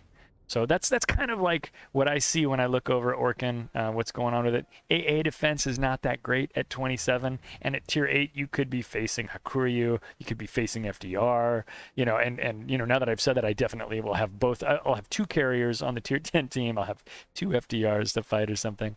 So anyway, long story short, that's kind of what this boat is about. We'll take it out here and talk about some of its capabilities and how it plays. If anybody knows if Orkin and Bliskowica mean thunder and lightning, or maybe lightning and thunder in Polish, that would be really cool. And that would make these ships that much more special for me, because I really enjoy Bliskowica. And I like Orkin well enough. I just have a lot of tier 8 destroyers, so I don't play it a ton. But let's get out there in a battle and see what it's all about. I'm going to take this one as it was requested. Yeah, no worries. Chalk says, thanks for the info on the Orkin. No worries. I don't think it's that popular of a ship. So I don't think there's a ton of people who are, you know, who are running Orkin all the time. So it's going to be one of those boats you see pseudo rarely. I just now saw the terrible Shores pun. You Shores about that pick? I'm really unshores about it now after what happened to us in that battle. We were freaking disassembled. But no, Orkin's cool. I don't know. Even when a boat isn't that good, this is a thing you guys should probably learn about me, or you already know about me, is that like I think boats are interesting, even if they're kind of suboptimal. And so please make sure that when I go, Orkin's really cool, blah, blah, blah, blah, blah, I'm not saying Orkin's overpowered. I don't know that I like the radar trick for my playstyle, but I think it's an interesting piece and it adds some dynamicism to the game. And I really appreciate that about Orkin. And I like it when we have boats that are a little quirky and a little bit odd. A destroyer with radar is kind of cool, and I know we have that on the the Pan Asian line. They've got some radar destroyers. That style and I don't always jive, but we do what we can. Blizkowika is lightning. Oh, that's cool. It'd be really cool if the Blizkowika was a lightning class cruiser or destroyer, I mean. Oh, a Lenin from Skada. He's bringing out another ship that is leaving the game. I went to the page and I hovered over the purchase button on Lenin for a long time yesterday. I'm trying to not throw all the money I have in the bank at these guys. But I do like Russian boats, and I don't have a higher tier, not high tier, but a higher tier Russian premium. No, that's a lie. I have a 9. Never mind, I'm good. I have Rosaya. Okay. Whew. I'm glad I did not purchase the Lenin then. Let's go battle in these boats. Let's see what happens. We got a Charles Martel from Powered by Rice. Yep, Scott is saying, yeah, you got Rosai. he and I have come up with the same solution. So yeah, we've got the Martel, which is a great cruiser. You guys have definitely heard me gush about the Charles Martel. It is probably my favorite Tech Tree Tier 8 cruiser. And we've got Lenin, which I don't have, but seems fancy, and Orkin. I think we have to play ZF6 next. I got to finish kitting it out, though, so we'll talk about that. Orkin, again, is good looking. I like the green deck that they have on these these British-built ships. The Lightning also has that green deck. Looks really neat. And I like these wide-set, like, bow-legged turrets, too. They're just wonky looking, and I think it's cool. Reminds me of, like, Star Wars turrets on the Death Star or something.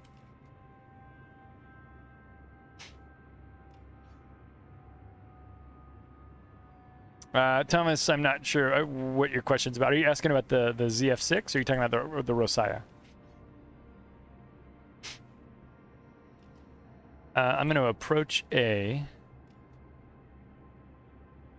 Here. Shokaku. Remember when I said we were going to face it? Oh, I thought that was the 10. It's not the Hakuya. The game you're playing, press tab. Oh, I'm sorry. What do you need to see? Oh, you're just asking who's there. Yeah, we've got a Donskoy in Alaska, and then Kitakaze ZF6 are the only 9s. Yeah, sorry. I understand. At first, I thought you meant the game you're playing, like World of Warships. I was like, okay, now you're just being snarky. But no, I gotcha. All right, I'm gonna try to avoid these airplanes. Let's say pseudo successfully. Go, little Orkin, go. So we're gonna sprint over here. I got Charles Martel kind of riding behind me. I'm gonna try to be a good set of eyeballs, but I'd like to be in and amongst these islands over here, slightly to the west of Alpha. Yeah, right. I'm gonna be a little more cautious this time, trying to not just leave because I'm terrible at video games. So yeah, we're gonna be a little more careful this time, and hopefully that actually turns into a good match. I've been getting skunked on stream pretty bad this stream and last one, it seems. But we'll see what we can do.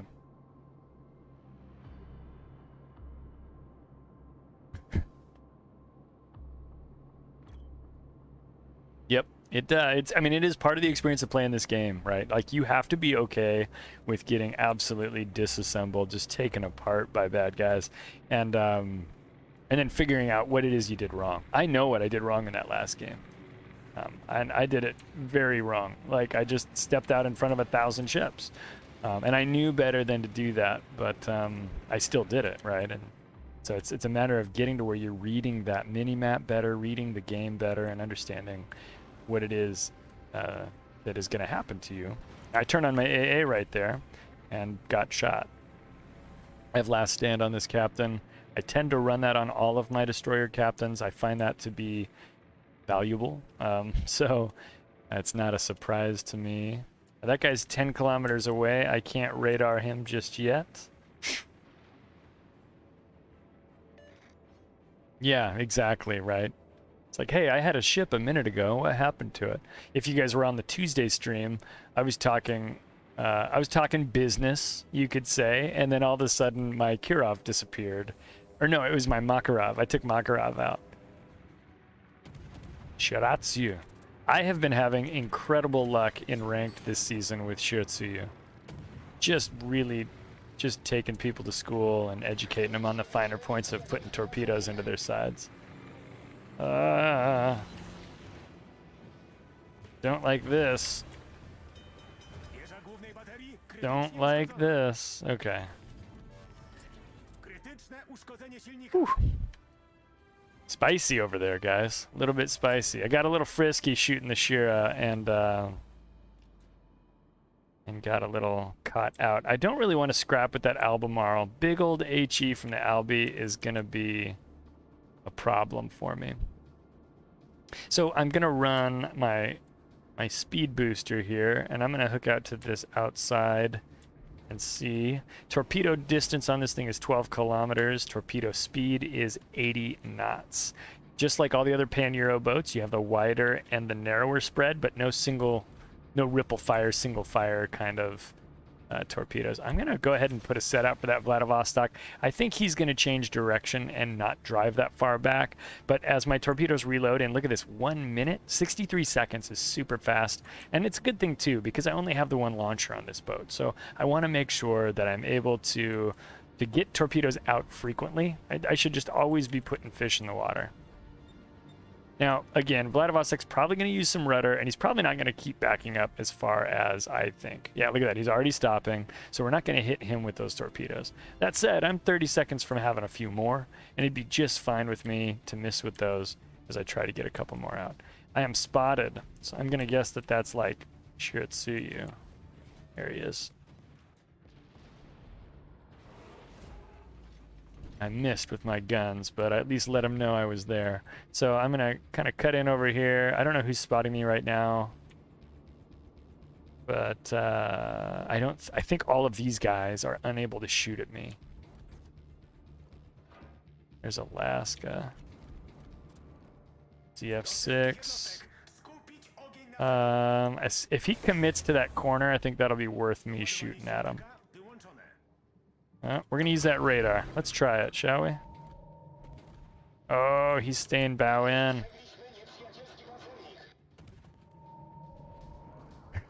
Thomas is telling me not to be spicy. And I can't hit anything. What is happening? Why? Can we just kill this dude, please? Okay, thank goodness. North Carolina is coming over this way. I'm going to go a little bit wider and throw some torpedoes again. 63 seconds, right? Let's keep them going. Let's keep them in the water. I am still detected. Now I'm down to 5.9. My goal right now, look at these airplanes. Shokaku's coming to get me. It's a revenge killing that he is interested in. So I'm trying to get close to Charles Martel. Now Charlie Martel is pretty fast and is going to be a problem for me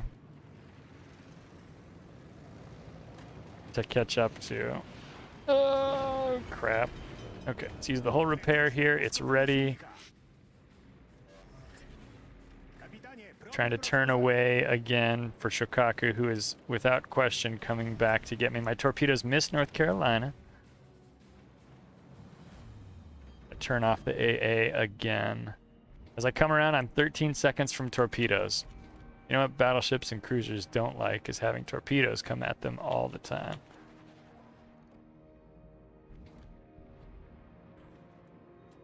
I'm going to pull these ones slightly inside, and those are, again, not really intended to torpedo anybody to death, but I just want to make sure that their advance is hindered slightly. Looks like Dravex is continuing to throw shells at these guys and kind of keep them occupied from that perspective, and he's keeping decent angles, although I don't know. Oof, okay, that was scary. 37 seconds before more torpedoes are ready. And our Tirpitz is in a dire situation. Again, having no smoke, I can't really help him. That's a good question. Torpedo damage is 10-7. So probably a little bit higher than... we might get one. Let's find out. Hey, there we go. So 8,000 land with that torpedo land on North Carolina, which is pretty decent. That's not too bad. Again, remembering we're pan-Euro here, right? Not a Japanese destroyer, not an American destroyer. Not a deep water torpedo from Pan-Asia. Just going to put that one right on the track there and send that towards Vladivostok. Albemarle would be a great target. And it looks like Skada's working Albemarle. I was going to say, that'd be a great target for our heavy ships. I didn't realize Skada was this close. But I will take his support. I'm going to use my hull repair now. And let's see, we're at 10,138. We talked about how you're going to get about, what was it, 1,500 hit points max. And so we got up to 11,3, and we landed a torpedo on Vlad right there, which is radical. And we got a flood on him as well. And a bleeding flood, one that's actually working. Right now, I am letting Skada tank, but I am adding to the damage that we are doing as a crew. So I'm letting the battleship take damage, and again, I think some battleships don't love this technique. I'm trying not to torpedo too close to Skada. So I think I'm going to take a shot at North Carolina. I am tanking now because I got way too close to Vladivostok. But Vladivostok should not let Lenin go unchecked. In fact, if that Vlad wants to do the right thing, he's going to try to shoot me because I would be a kill. There's Shiratsuyu. But he should be shooting Lenin. That's better for his team. I should have torpedoed the Vlad, but I was worried about hitting Skada. I just have the one turret on my aft end, so I got to be careful. And I missed the North Carolina. 30 seconds to torpedoes here, but I'm guessing by then Skada will have dumped the Vladivostok. Even if I walk away with the kill, Skada did all the work, right? Like, that's the thing to recall. And I think we've got some folks over our shoulder who are helping as well. There we go. That is a job well done.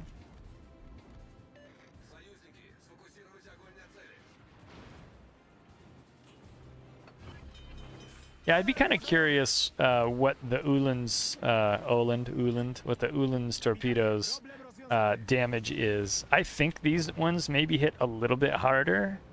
That was very intense. It was a little scary, especially with Albemarle right there. I don't really want to be that close to him.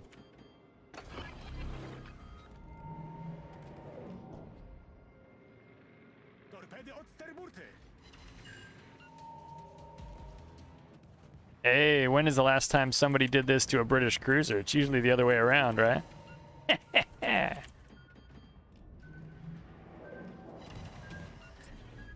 And I got a fire on him too. I'm actually really pleased with that radaring. That was a worthwhile radar usage right there.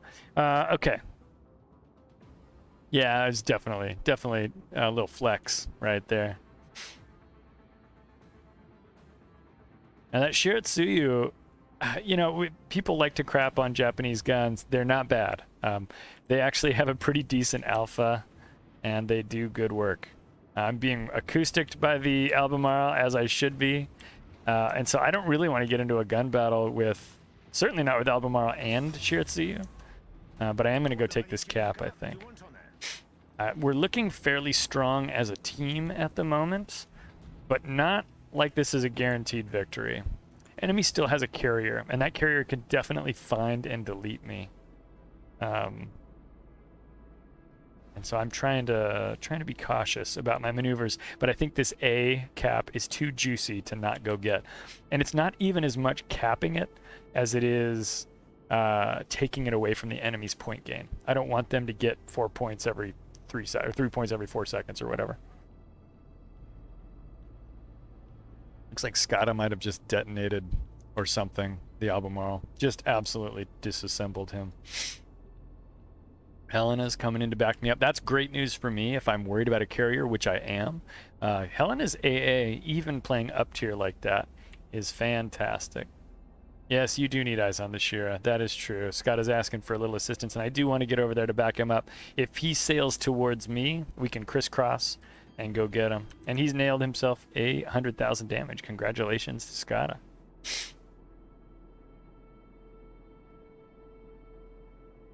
Hoping we can get this cap here.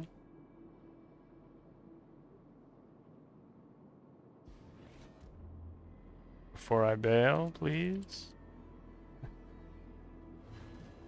Yeah, Donskoy's gonna get out there with a better radar than mine. He's gonna be the one who helps us find the Shira, that's for sure.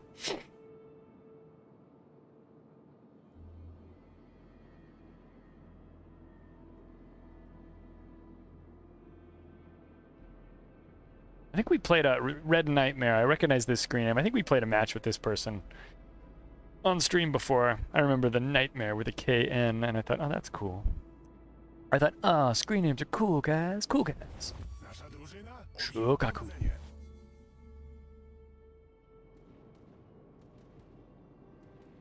Shira could be, like, way over here.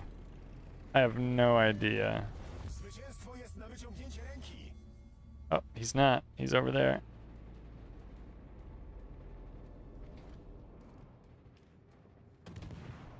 This guy's like, what? Oh, I thought the battle was over here.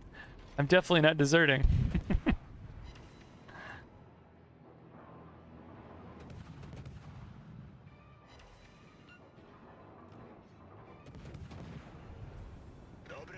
Well done, Donskoy. I was actually pretty sure I was going to steal that battle. Or that kill from him just because of my rate of fire. Yeah, I saw your APs come in.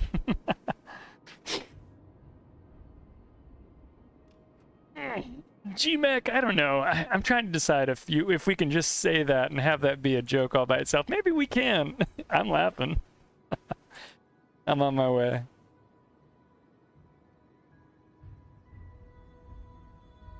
I think we got this game though. We have a strong ship advantage. We got them triple capped, and we've got 871 points. I'm feeling strong. GG indeed.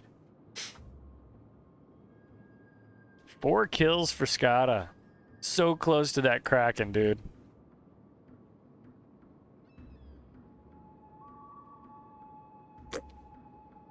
So Skada achieved a pizza party. Do we want to play him the pizza party song?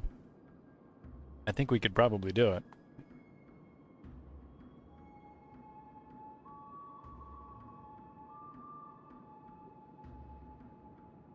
Powered by Rice is hunting that CV.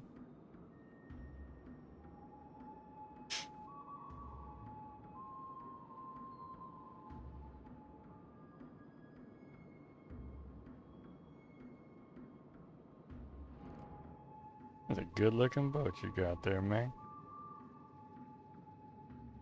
I do need a special animation for your own pizza party. I think it's probably better if I need to make a cartoon of you for that, because you're on stream with me often enough that that's gonna happen. Keto pizza party. It's just like a bunch of toppings that like fly across the screen. I could make something like that.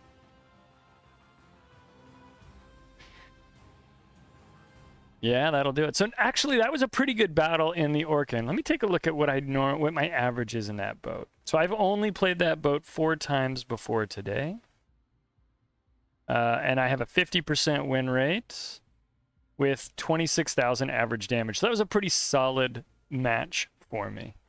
That was a pretty solid match. 48,200 damage, a couple of torpedo hits, 1 sink. Who did we sink? Did we sink somebody? We must have sunk somebody. Skada with the top guy. We're going to talk about that in a second. That's right, ZF6. I was able to successfully use radar at least twice. I used it on the ZF6, which led to a conversion, and I used it on that cruiser, which led to a fire. In fact, how much damage did I wind up with on Albemarle? 6,600 damage because I used that radar.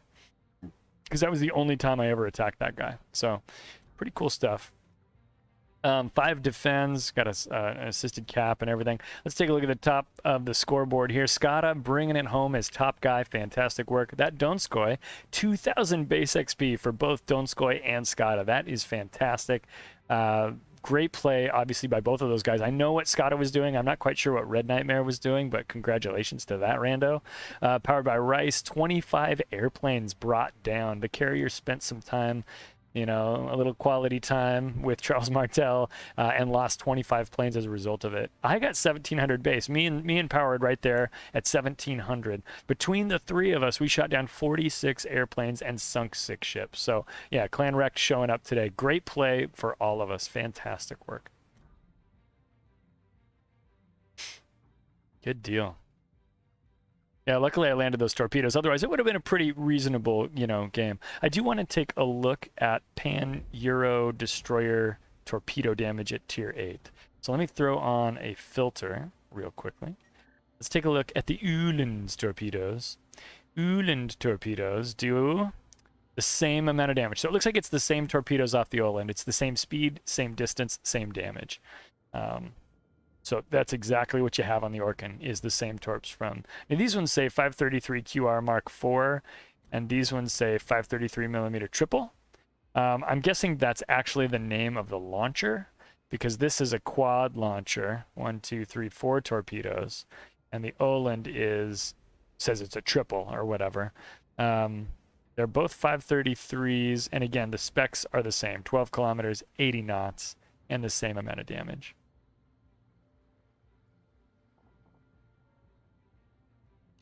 We got some chat going on here. Good radar conversions. Hand of Stalin is the old Dynamo joke. That is a good joke. Dynarmo's videos are a freaking riot. They're nonsense.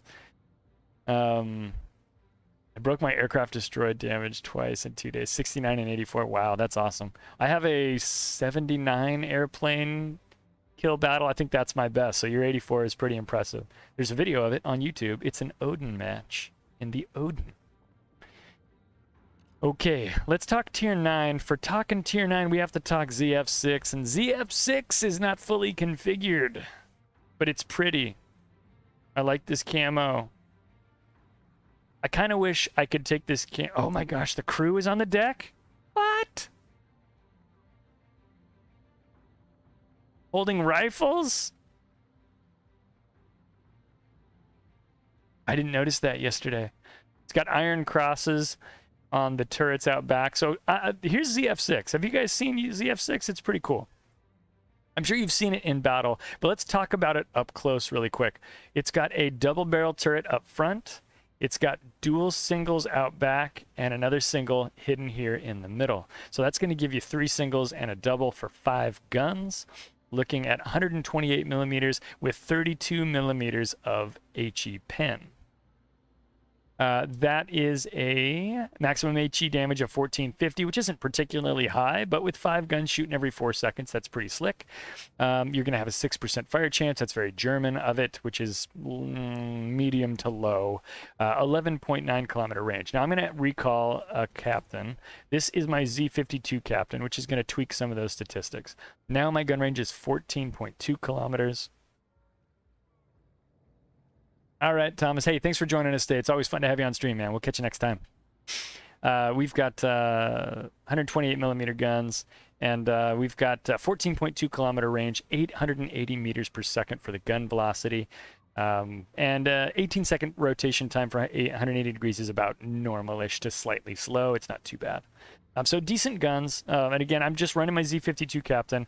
I haven't decided if I think there's an optimized version of this captain for this boat. I'm gonna go ahead and say no for the moment, but we may learn something as we get into battle today. I've only picked one of my modules here, and it was because I wanted to see what I could get my concealment down to. With captain and concealment module, we're down to 5.8 on this thing, which is fantastic.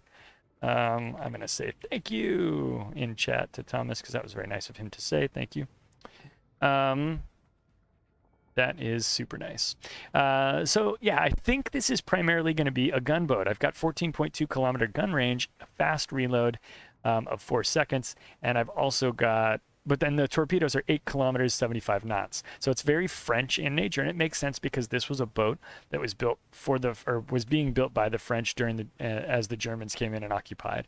And so they've built it up in this game. I haven't done research to find out if this is a, if this wound up being a real boat called the ZF6 or not. Scotta might have done some reading, and might be able to let us in on a little bit of knowledge there. That would be fantastic.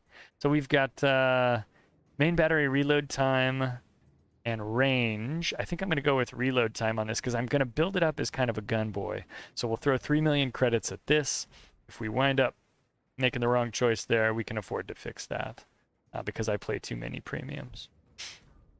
I'm going to go with main armaments modification in the first slot. That's going to just basically keep those guys running, keep them reliable, and when they do go out, bring them back faster. We're going to go with engine room protection because it's a destroyer, not a battleship. The other option there being damage control system, which is really for, you know, those ships that are going to suffer heavily under fires and floods.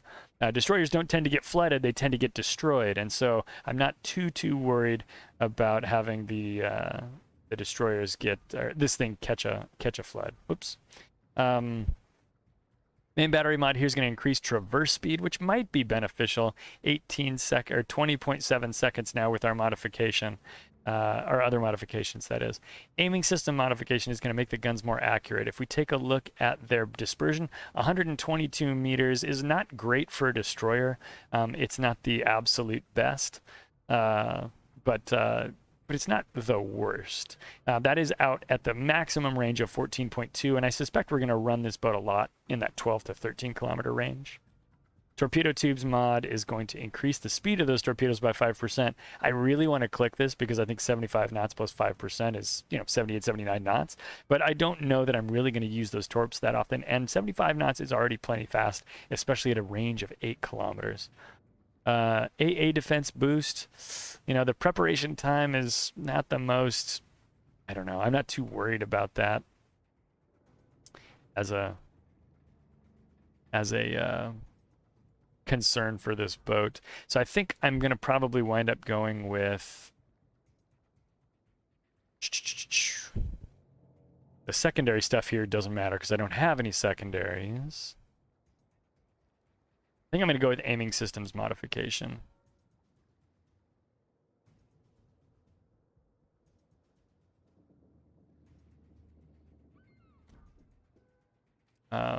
And not just because I have one in stock, but because I think bringing that dispersion down to 113 meters instead of 122 is going to be great. So damage control system, this is a big deal for battleships and things. So for this boat, it's going to be propulsion modification or steering gears are probably the two that I'm going to care the most about. If I look at the this down here, look at that rudder shift time's already just 3.9 seconds. Turning circle being that. So I think what I want to do is go with propulsion modification. What now I'm really curious, Scotta, what's your configuration for these 6? Because you have this boat as well. What did you wind up going with? What do you mean you can't believe these choices?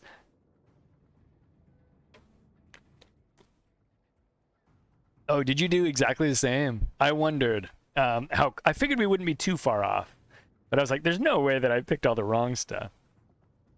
Oh, wrong. The different stuff, I should say. You and I occasionally will have differences, but I think that's probably a pretty good... I thought about the range, but when I put my captain on here, it's 14. 14's good enough, you know? Exactly. Yep, had the exact same thought. So that's going to get us... Look at this sweet, sweet camo. Man, that's a good-looking boat. I do wish there was a version of this camo that I could run that didn't have the garland or the flags. It was just the black and red ship. I guess you could keep these banners around the railing and stuff, but like, I don't know. I guess we'll see what it looks like when we get into battle, because I imagine the crew's not going to be on there. They're going to be at their stations, right? Yeah, Scotta comments, don't sleep on the torps. They're fast and they hit hard. They absolutely are. These other camos are really good looking ZF6 camos as well. It's going to be hard to not choose this big red stripe on a black ship. That's just rad looking. But excuse me, the other camos are pretty good looking. I think that's a fine set of camouflages. I'm gonna throw some stuff on here. I'm running low on some signals, guys. Where do you get signals these days? Jeez. I've never had to buy them.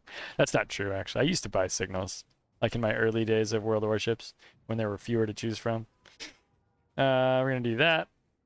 And then, what do I put on German ships for the second flag? I think I run this Iron Cross one. Minister of Defense of the Weimar Republic.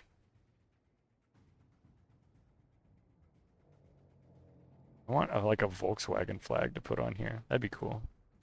All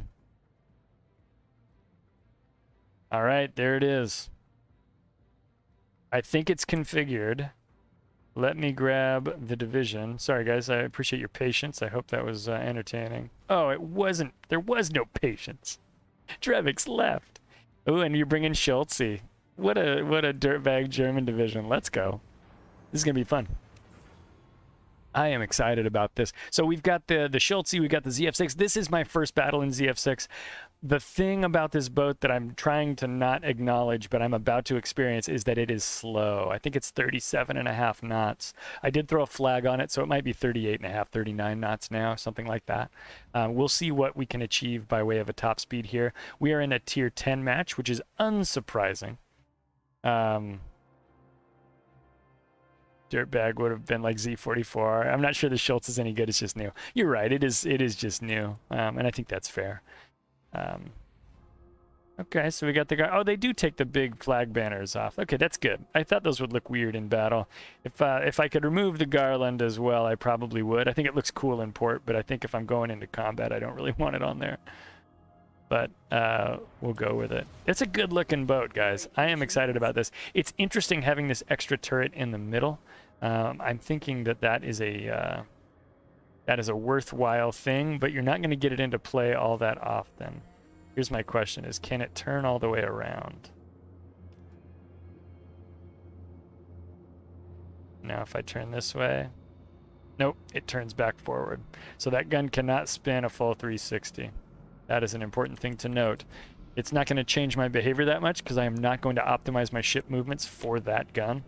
But it is good to know that it is not super overpowered mega spinny boat gun.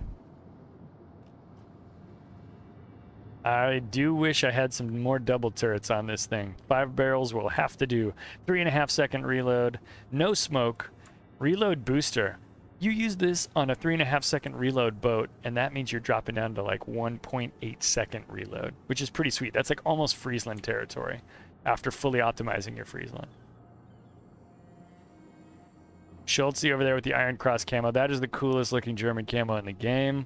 Scott is out there dressed to the nines, ladies and gentlemen, looking sharp.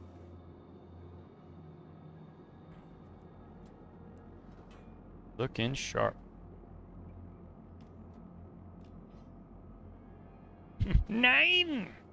My detect is 5.8 kilometers on this one, Scotta, to answer your question. So ZF6 is surprisingly stealthy. What's cool is it's a German DD based on a French design, but it gets kind of some of the best parts of both. It's got the French torpedoes, it's got the German HE pen, it's got low detect like you'd expect from a German destroyer, maybe even slightly better than what you'd normally get.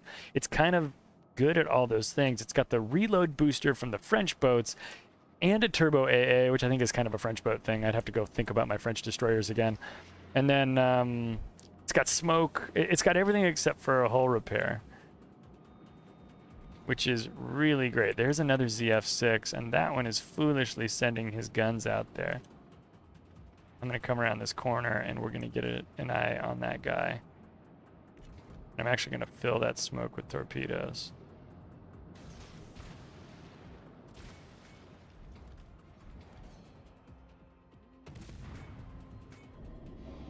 I'm gonna use that reload booster like right away. Why wouldn't we?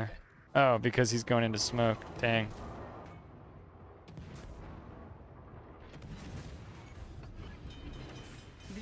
He can see me. I can't see him. I gotta get out of here. This is a bad place to be. Пожарная тревога.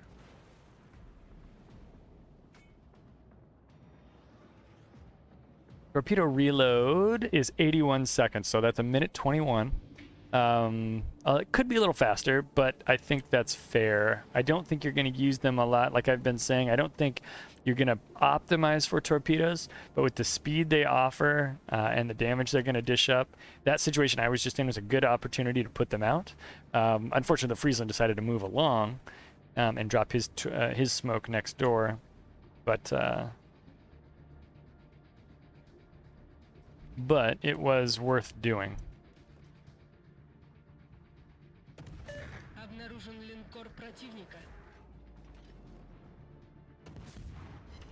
See if we can't get a couple of hits on this ZF6 in here. ZF6, as people are calling it. Very British of them.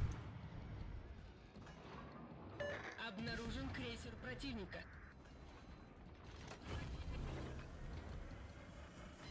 I haven't really been paying attention to my speed here.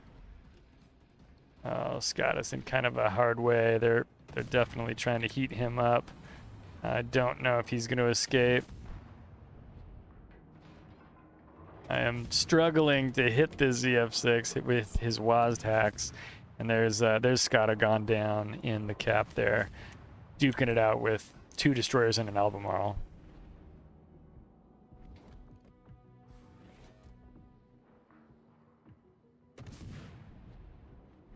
Oh no, Albie's got eyes for me. I'm gonna go over here and try to get out of sight. Which is gonna be hard because I just shot, so my detect is like 14 kilometers right now. Okay, so far the gun handling feels good. I'm not quite used to them. The speed of the guns, the muzzle velocity is a little bit lower than your German or your Russian type guns, which are up in the 900s. These are like low mid 800s. I think what did we say? 815, 820, something like that. I like it so far. It maneuvers around okay. Let me drive in a straight line here for a second and see with speed boost on, which lasts for a good long time, by the way. I hit this a long time ago. It's a 2-minute speed boost. So even though the ship is slow, you have an opportunity to use that speed boost for a good long time.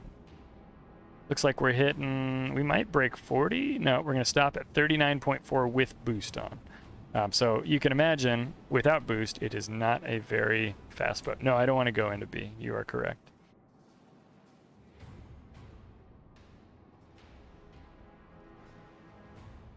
Smoke doesn't last really long. It's about 73 seconds. So it's not the longest shoot.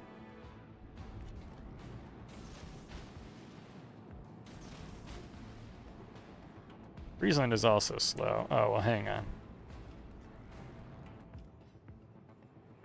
I want to shoot that guy, but he turned away. If he was going to stay with me, I should have shot him. I don't know. It's tempting. Yeah, we're going to crank around here and mosey on up this way. I'm going to try to join up with this Drake. Oh, he did stop in smoke, but I think he curled over that way. I think he's on that edge of his smoke, so those are all going to miss. 43 seconds, I can try again, though. There's the Albie.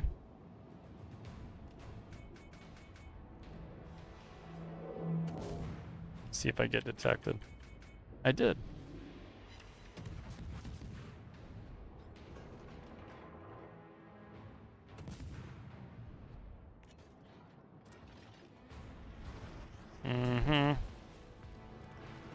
Those guys must be in a division. Yeah, they are. That guy's got his reload booster on.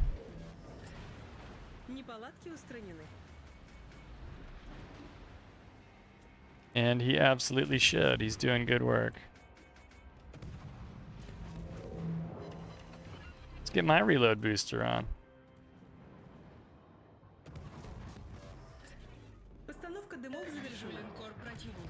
And I couldn't hit that guy for beans, but I got him killed, I guess. That's good. I got him excited about getting spotted. Now Drake is going over here, I guess, to flush out this Friesland. Let me just back up, see if I can provide some support. Hit your acoustics, Drake, or whatever you got over there. Make this guy a scene.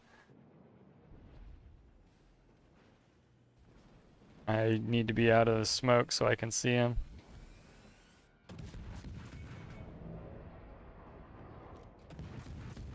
And I can't hit anything with these today. I think just kind of getting used to those ballistics is gonna be a bit of a ticket for me there. It's gonna be key. And so far I'm not doing it. If only I could have hit that guy. I've only got 7,500 damage on, which is not a lot. But Friesland is weak and we killed ZF6. So the Skata and Clyde division working against the Friesland and ZF6 division, we've come up ahead, but it has cost us a lot of ships. It's cost us Drake, it's cost us the Schultz. They've lost the ZF6 in that engagement. So that's these dead ships that are out here in the cap. I'm going to go in there and grab Bravo. I think I can just take it now. I may wind up having a deal with that Friesland. And with his 1.6 second-esque rate of fire, he might be able to take me out. We'll see. Команда противника получила преимущество. Yeah, as Skata points out, they've also held the cap and we have not. So, you know, the combined, the combat portion, we eventually won on, but for the match, it's not looking strong. Plus, we're down a bunch of boats.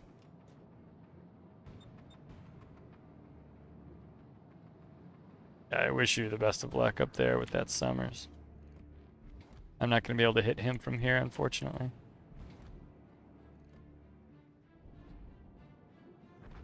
Ooh, my Amazon package has arrived.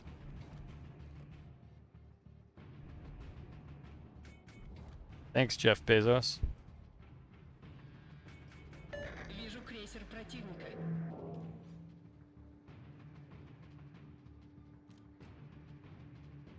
Got smoke in just a few seconds. And I'm going to use that with my rat-a-tat-tats. Вы последняя надежда команды. Дымогенератор запущен. There we go. Somebody landed a torp on him. Congratulations. Summers is dead, and so is our Shima. And so is my chances of being able to see this guy.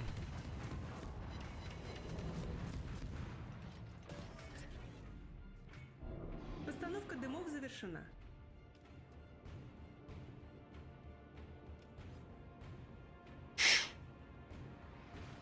Oh, jeez. Our team depends upon me. Двигатель в форсированном режиме. I'm just gonna shoot out here in the open until this battle is over. So not a great fight for me, for my team, but definitely, I think the ZF6 is capable. I like these guns. I need to figure out how to hit with them a little bit better, but I think that's a Clyde problem, not a ZF6 problem. So I think that's something we can work with. As long as the Friesland doesn't get the kill on me, I'll be happy. I didn't really see who killed me. I'm assuming it was that battleship.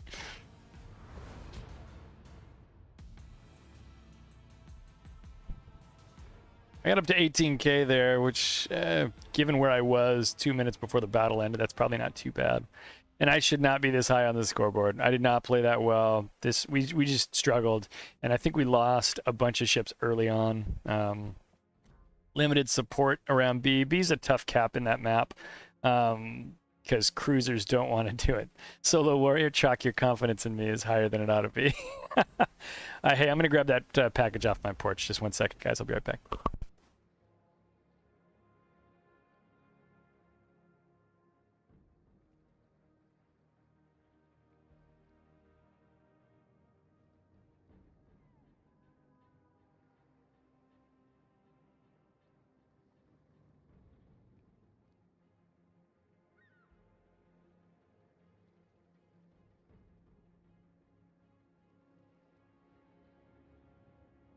Okay, we're all good. So that's the ZF6 right there. We played it. All right, we're gonna do a tier 10 here, and I have been working on learning how to Plymouth. We're gonna take it out. Let's go. Plymouth. Had a good battle in the Plymouth the other day. Bumped into Chalk. It was cool. No guarantees this battle will be that good again. Oh, yeah. That's true. Never mind. We're not going to learn how to Plymouth. We're going to play Hittin.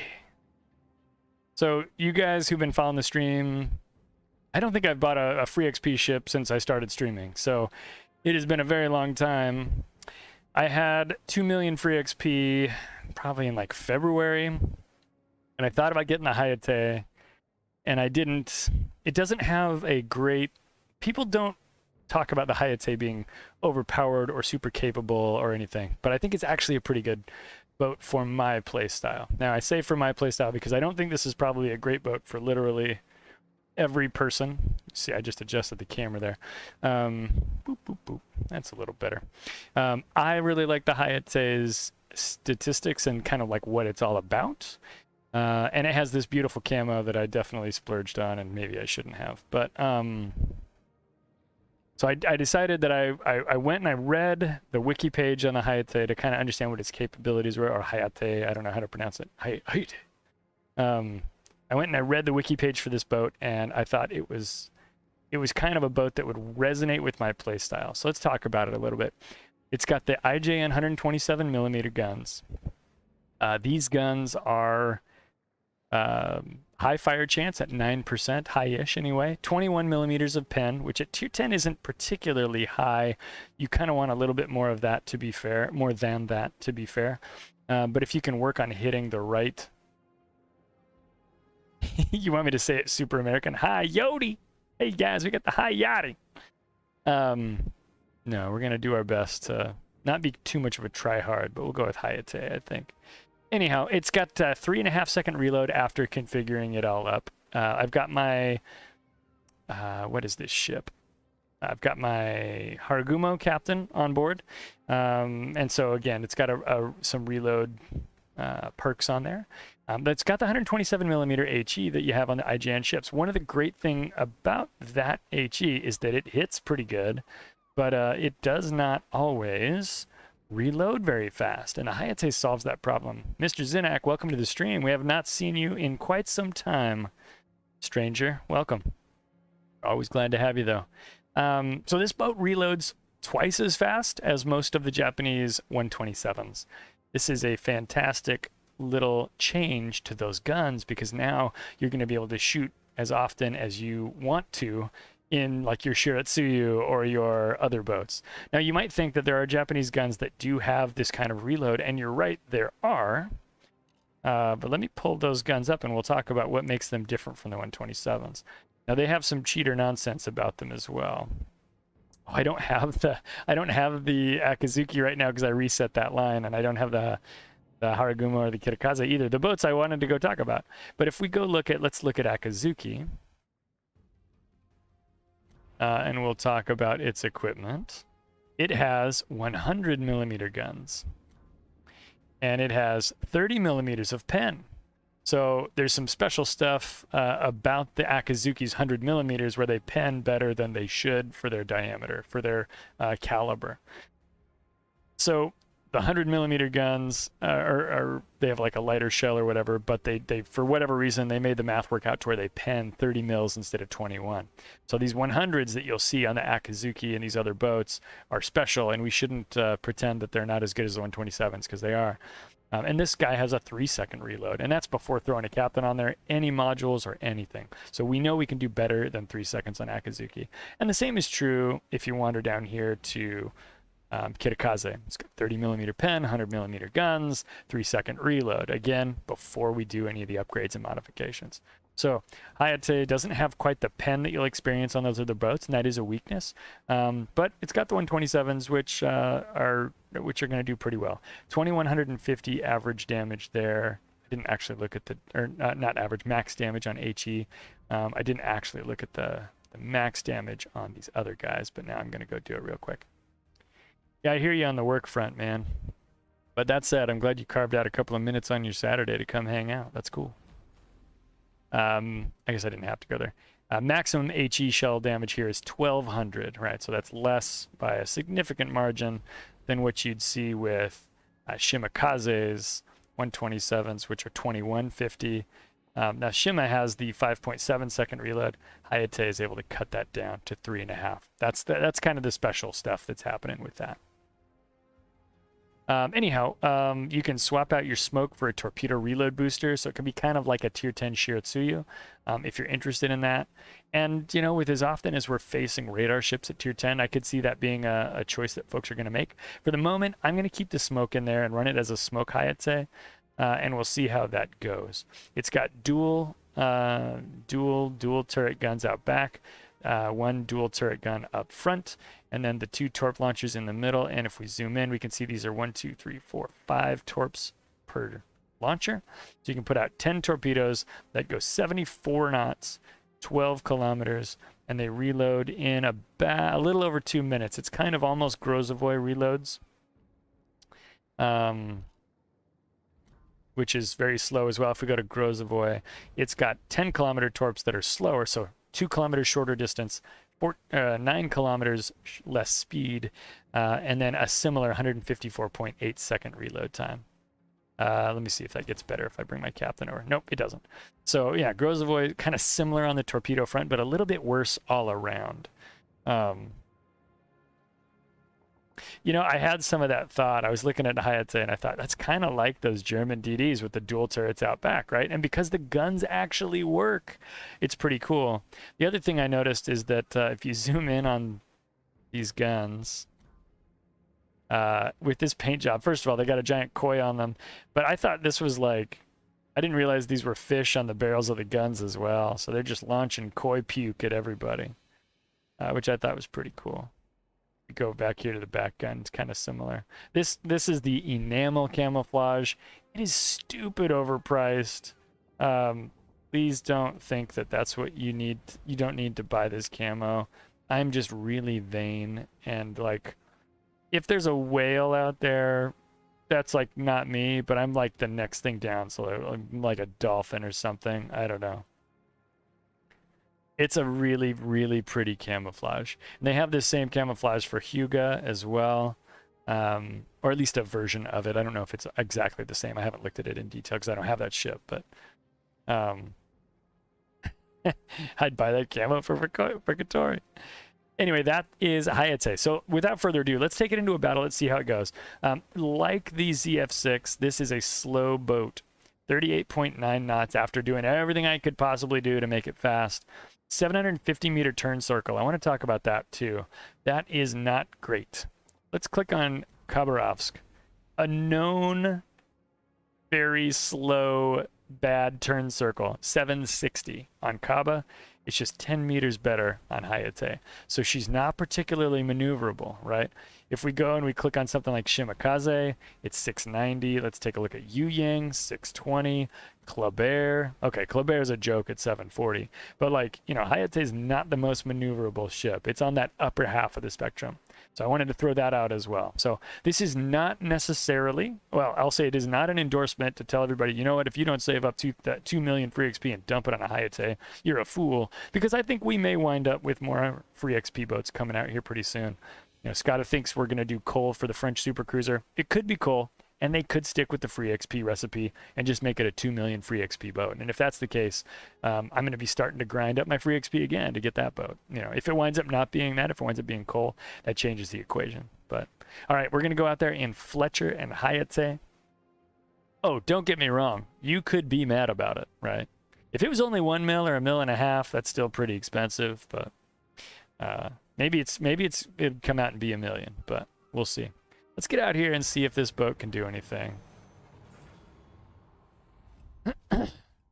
Yeah, I will be bummed if something super cool comes out. I'm not opposed to having the Hayate. Hayate is totally like a flex. Like, nobody has this boat, and nobody has it, and then definitely nobody bought this expensive camo for it.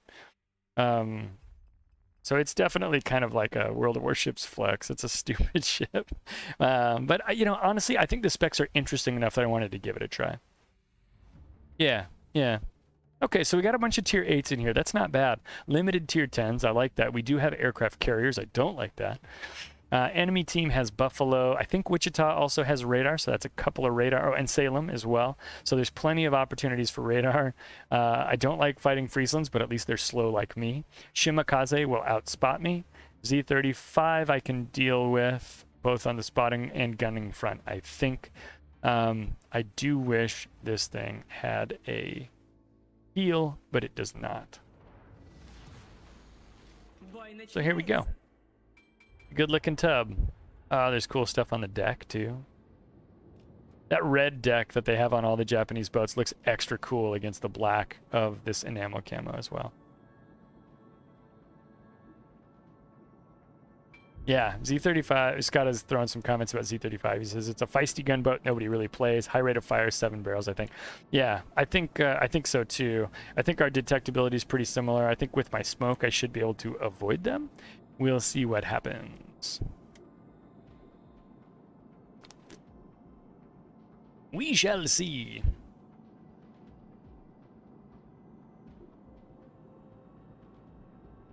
Oh, did we do a 9 and 10? We don't normally do that. Scott is just weird and doesn't like playing 10s very much. Plus, he's leveling his Fletcher right now, and he just wants to get leveling XP. So Chalk asked in YouTube chat, just wondering, why do you and Scott queue up as 9s and 10s? Are you trying to avoid a pure tier 10 match? No, not really. He does do it pretty frequently, and it's mostly because he's working on grinding up those tier 9 ships. So that's his motivation there. I think, Scott, if you have something else, you can either throw it in YouTube chat, or if you just tell me, I'll verbalize.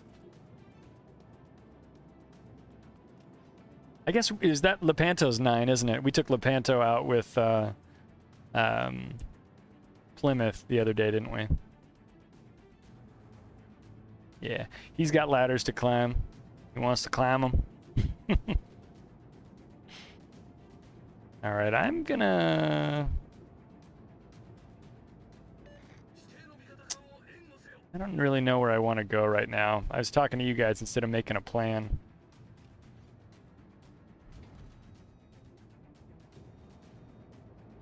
You do. So the concealment on this boat is 6.1 kilometers, and Fletcher, I think, is in the 5s.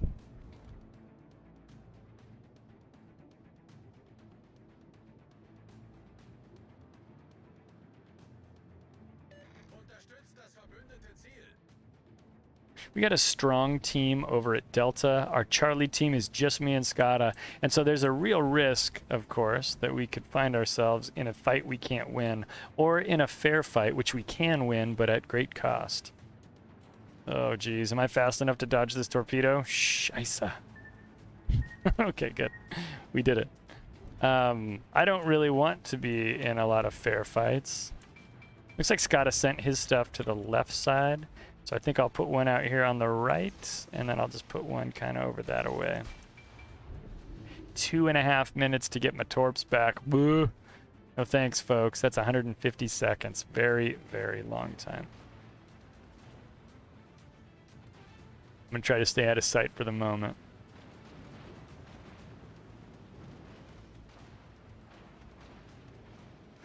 I hope that guy gets smoke torped to make up for all of this he's throwing at you. Implacable's coming in for the spot and the rocket drop. Oof, I am cutting him down. Decent AA, but not amazing on this. Something in the 50s. My torps have missed that gearing. Hitting on the brakes like I just did there caused him to miss those rocket plane drops.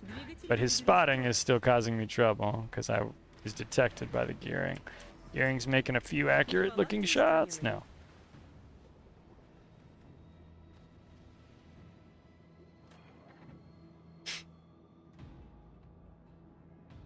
They're gonna take Charlie. They've done it. Are those Friesland's divisioned? They are not. I think a lot of people are out playing Friesland this weekend. You guys notice that? I think they're getting captains ready for those pan-European cruisers. Or those... Oh wait, no, they're not getting them ready for the Dutch cruisers. Now I don't know why people are playing Friesland. I had a theory, but I was wrong. I was like so wrong, you guys. You guys, I was like so wrong.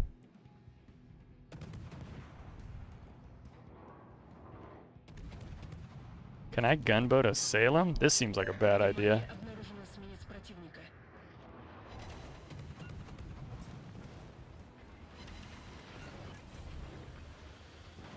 Not a Salem and a Friesland. F that noise. Двигатель выведен из строя.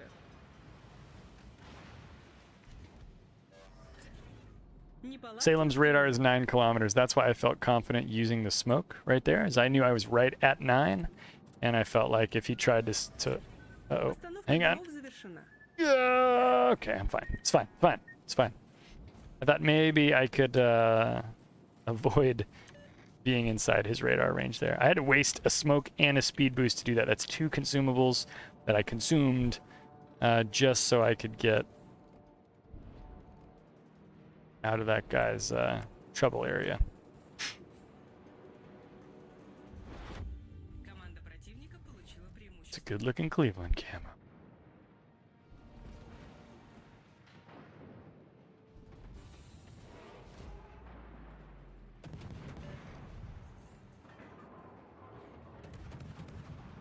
I'm still, even though this is sort of a gunboat, kind of, with good torpedoes, it's sort of kind of an all-rounder, right? I'm using it.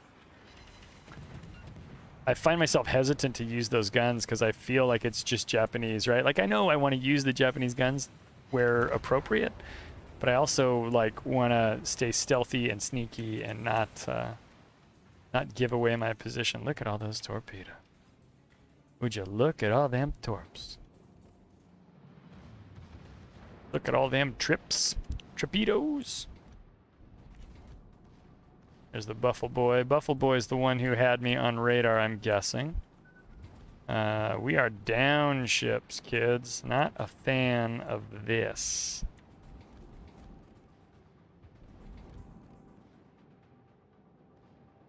What happens if I shoot that guy? Do I get spotted? Yes, I do. Двигатель в штатном режиме. By a Friesland, no less. Вижу крейсер противника.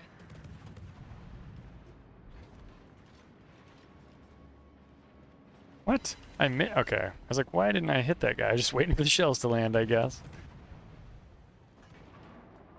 So 39 hits so far with a fire and 10,000 damage on the clock. Average in this boat, I played 2 matches. They both went badly. Большое спасибо.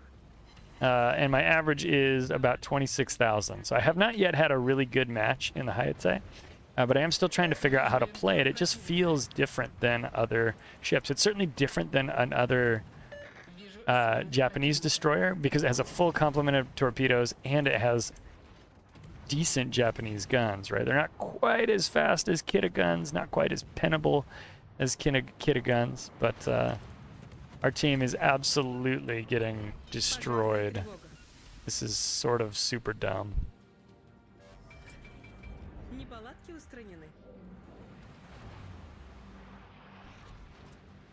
I just don't want to hear it right now from you Frieslands. Get out of here.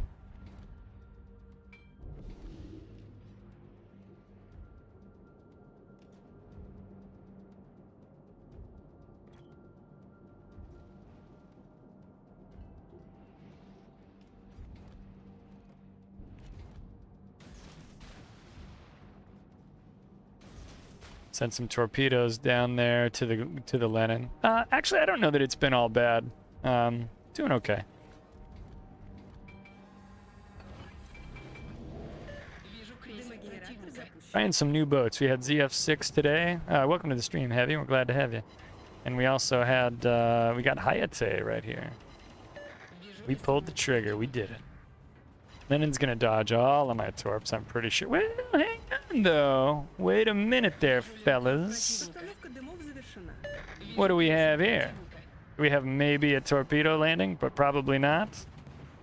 Вижу эсминец. Russian rudder shift bias strikes again. Oh, I don't even know how we did. That was interesting. I like those guns, though. I like those guns a lot. I do want them to pen a few more millimeters, but I don't want to give up my fire chance. 19.7, so below average for the Hittin, and yeah, that's about where I belong. Skada had a solid match up there, but boy, look at that, 500, 662 for our top guy, doesn't even rate on the winning team. That's just how outmatched we were. And we shouldn't have lost by that much. Our team had good XP. They just played terrible. I mean, good average ship XP in historical games. But yeah, that was an absolute shameful match. Just terrible. Ugh.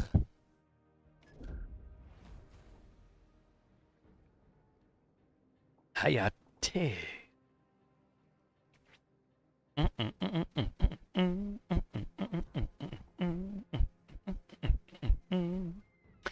No, I didn't do anything good, and neither did anybody else. That was a tough match, a tough set of matches. All right, I'm still gonna play that Plymouth game though, because I got to get better at Plymouth. I've switched from the green camo to the gray one. They're both good-looking camos on Plymouth. And since you never see the Plymouth, it doesn't matter which camo you take out. People are gonna be like, "Oh, that's a cool camo. I've never seen that before on that boat," because nobody's ever seen that boat before. All right, here we go. Ugh, yeah, that was a rough match. Hayate, I think, is going to be good for me. I think it's going to be a boat that fits my style. I'm kind of interested to see how we can get it done, get it used.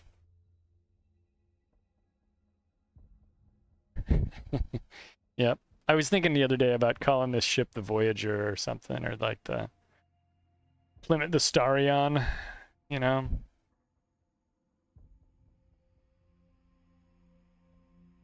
The Laser.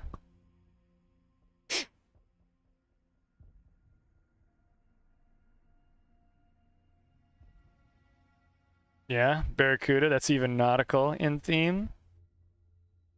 That's pretty good right there. That's pretty good. Barracuda is a good one, yeah. Duster, you know. I mean, it's kind of difficult to compare the Laser and the Barracuda. They don't really belong in the same, you know, kind of the same circles. They're different. Okay. We are here on Tears of the Desert. Very much a tier 10 match with tier 10 carriers. Very few things were at Eagle Talon TSI. I mean, I know a Mitsubishi Eclipse was, but very few things were. All right, Plymouth is weird, and I think I like the Plymouth quite a bit, and I'll tell you why. I think the Plymouth, hear me out on this one. I think the Plymouth is the Belfast that we wanted Belfast 43 to be. But the problem with the Plymouth is it's not like the original, the OG Tier 7 Belfast. And the reason for that is that the Plymouth at Tier 10 is always fighting ships with radar. It's always fighting ships with hull repair. It's always fighting aircraft carriers. Tier 7 Belfast is the only ship with radar, the only cruiser with smoke. It's special at Tier 7, whereas this Plymouth is special because it has a bunch of great things, but it doesn't have the same competition that Belfast has. Let's take a look at what it's got. It's got a hull repair here, 246 hit points per second over 28 seconds, and with some perks you can get its reload time down to 76 seconds. It's got acoustics. Good ones too, 3.55s, which is decent for British ships. It's got smoke, which only puffs for 16 seconds, lasts for 113 seconds, but reloads in 152. That means 113 seconds. The difference between 113 and 152 tells you how long you have to be without smoke between smoke charges, right? It's also got radar. 9-kilometer radar is not really long. 45 seconds is a long time, though. It's long enough to make a radar conversion and get the kill that you're hoping to get. I really need these airplanes to be dead because I'm the kind of ship that gets citadeled readily at range. There come the shots.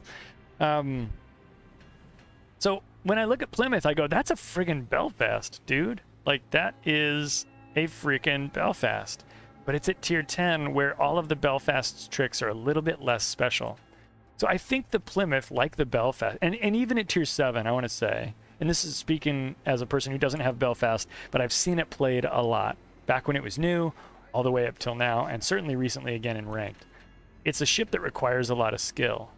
It's a ship that requires you to be very aware, very cognizant of what's going on around you, and I think Plymouth is kind of the same way, maybe even to the next level, the next degree, the nth degree, whatever.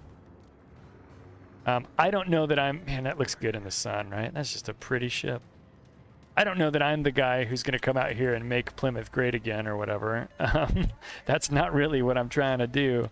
I am trying to get to where I understand the ship and can perform in it pretty well. I had a pizza party battle in the Plymouth the other day where I think it was 115k, a couple of kills. My overall average in this boat is 48,810 damage. I'm looking at a 54.1% win rate, which for me is about 2.5% higher, 2.25% higher than my average. So that's good. I'm actually kind of surprised the win rate is that high, and that's over 24 battles. So I'm starting to have enough battles to where that's becoming, a pattern is emerging. I still feel like I have a lot of battles where I throw this ship into a place like right where I am right now, pseudo safe and not very much effect on the battle. I don't feel like I'm really doing much for the team yet, and so it makes me get antsy, and then I want to move up, and then when I'm in those transition phases, that's when I get shot up by the bad guys. I think maybe we can hit this Nevsky though. Oh, if we could spot him again, we can. Concentrate fire on the enemy warship. Enemy cruiser detected.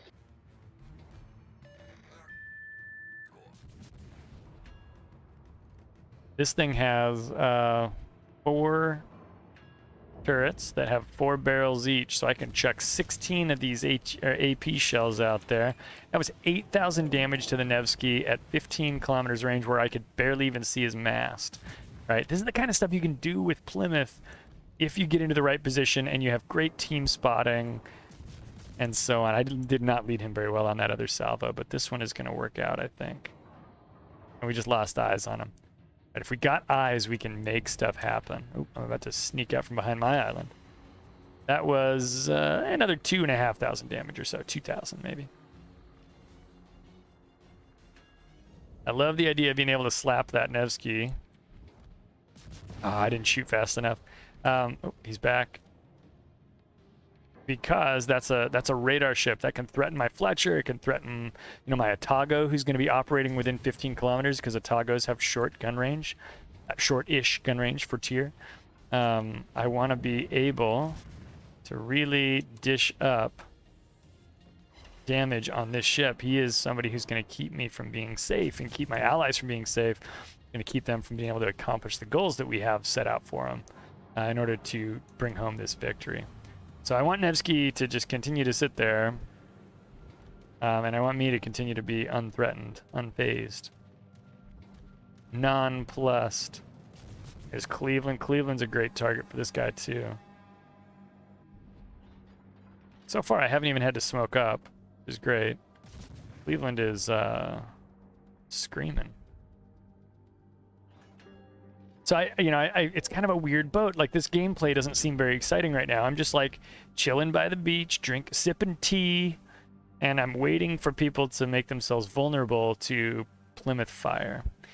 I feel like my positioning is not, like I said, I don't think it's super great. I don't think I've got a huge impact on the battle at the moment, but I'm a little worried about moving up. I don't know that that's actually going to improve my ability to affect the battle. There's ZF6. We'll highlight that for the enemy. Nevsky got sick of getting picked on by me and moved on. Nevsky does have hull repair. It's like between me and a few others, he took some damage there. I'm expecting him to emerge. Those 2 cruisers were moving pretty fast behind that island last we saw them. Scotta says he thinks he got a torp on Nevsky, and that very well could be.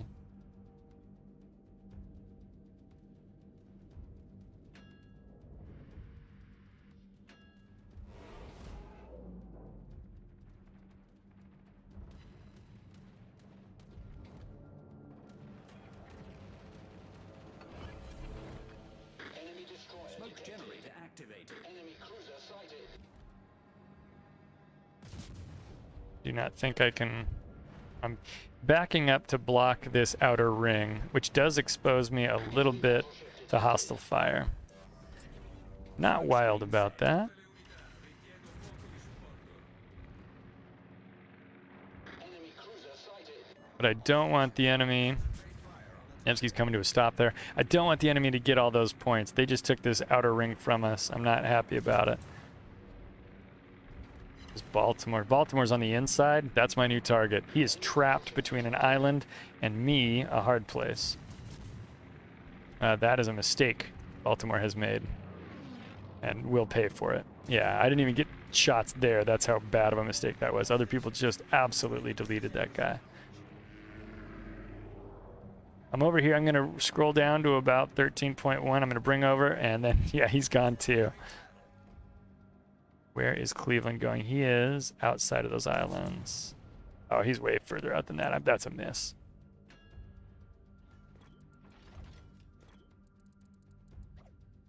My team is very positively communicating. We're having a good coordination here from the team. Okay, I'm feeling a little bit plucky right now. We're going to move up. Ooh, and I darted in there just in time to get a little credit for a cap that other people basically got. I'm going to step back out to this outer ring just to block it. I don't think we have any other ships in this ring. It's just me right now blocking it. So looking at that, Slava's about to enter, which means I'll be able to go back in a little closer to the islands and prevent the enemy from developing or scoring any points. All right, Slava's stepping in. I'm going to move into our ring here. Last we saw that ZF6, he was right on top of Scotta's present position. So I'm a little concerned about... There he is, there he is. And of course, I'm stuck behind an island now. I'm in a bad position. But great job from Scotta. He just dumped him. 25 seconds till I've got smoke. I'm going to shoot this Curfy anyway. Probably a mistake.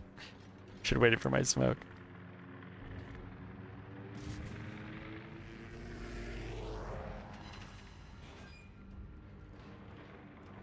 He is definitely sizing me up.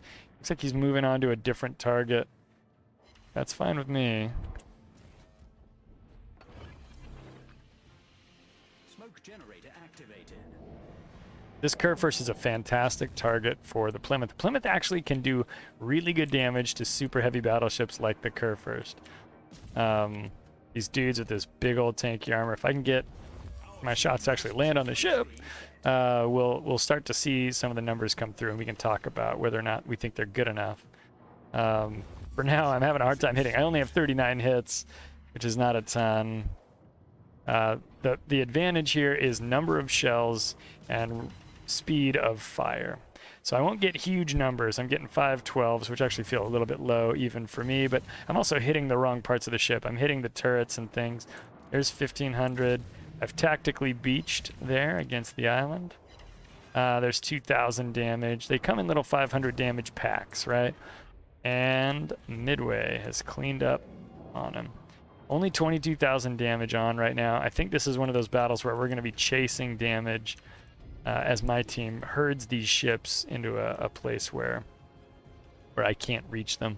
The enemy is mostly in the northwest here, so I'm going to come up here and loop around. Actually, I should just stay here.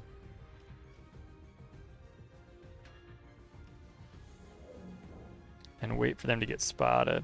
Fletcher is in smoke right now, so we're not getting any spotting from Scotta. You know, he's over there doing his work. I don't begrudge him that at all. I wouldn't mind a little spotting. Do we still have a CV? Yes, we do.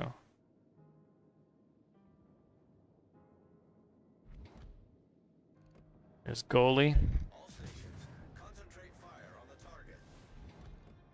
Thunderer. I thought these guys would start rolling in here, and they absolutely did. So here's where we're going to be able to pick up some damage here. Again, trying to hit that average of 48.8. It could be tough to do before this match is over. 850 points on the clock for my team with Goliath getting ready to go down. We'll see. And I can't really comfortably shoot at Goliath. He is within range, but he's moving out of it. And I'm getting limited damage on Thunder. This is not big damage for me.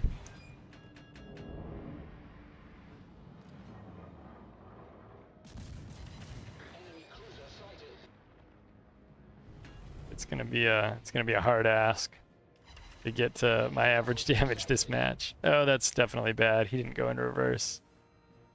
Bad shot. Here comes Scotta Torps. Yep, cleaning the house. Cleaning house. Good game, everyone. Yeah, that's definitely F11 worthy. I'm just gonna move in. I can always pop smoke and hit the brakes here if I get in danger. 30,200 damage on the clock. We got a hostile pom-pom up here in A6. We've got Richthofen and North Carolina everywhere else. And 995 points and all the caps. So great battle in the Plymouth, yes. Not necessarily for the Plymouth, but the team managed to pull that one out pretty well. Like I said, I think I wasn't really in a position where I could contribute successfully. But, you know, I did wind up with 144 hits. We shot down 6 airplanes and were involved with, well, stealing some credit for a cap that other people kind of got. So, yeah, you know, I think Plymouth is... It's going to be a ship that I'm studying for a little while. In my personal off-stream time, I'll be playing it, and I'll be playing it a little bit on stream as well as we get to tier 10. So definitely a boat I'm interested in getting some more experience and matches in. That was match number 25. So we'll talk next time we get together. Maybe it'll be, you know, match 35 or match 30. Because I'm not just playing the Plymouth, obviously. I've got other things that I'm working on as well. So anyway, that was great. We had a good stream today. I think this was fun. I should probably raid over to another person because we've got 8 viewers here on Twitch. So if you guys can please hang out with me for a little bit. I'd like to find us a person to drop in on. And as always, I ask you to just pop in there and at least say hi and be polite, be nice. Tell them Clyde sent you. Be cool. You know, as always, it's just good advice for all parts of life. Social situations at work, you know, with family, just be cool. So I'll offer that up to you. Let me pop in here. We will roll in and find some folks. But yeah, great stream today. If you're new to the stream, if you haven't come by, we're really glad to have you. So thank you for being here. If you're unaware, I am on Twitter. You can find my Twitter handle. It's Clyde Plays Games, I think. If I scroll down on this channel, it'll tell me. Yep, at Clyde Plays Games. I feel like I should know that. I'm on YouTube. We put out a video every single week. This week's video is on the new carrier hybrid Issei, and whether or not I think you should be afraid of it. I don't know. Watch the video. Tell me what you think, and we will go to it. We had a good stream here. Yeah, thank you so much for watching, guys. It's a lot of fun.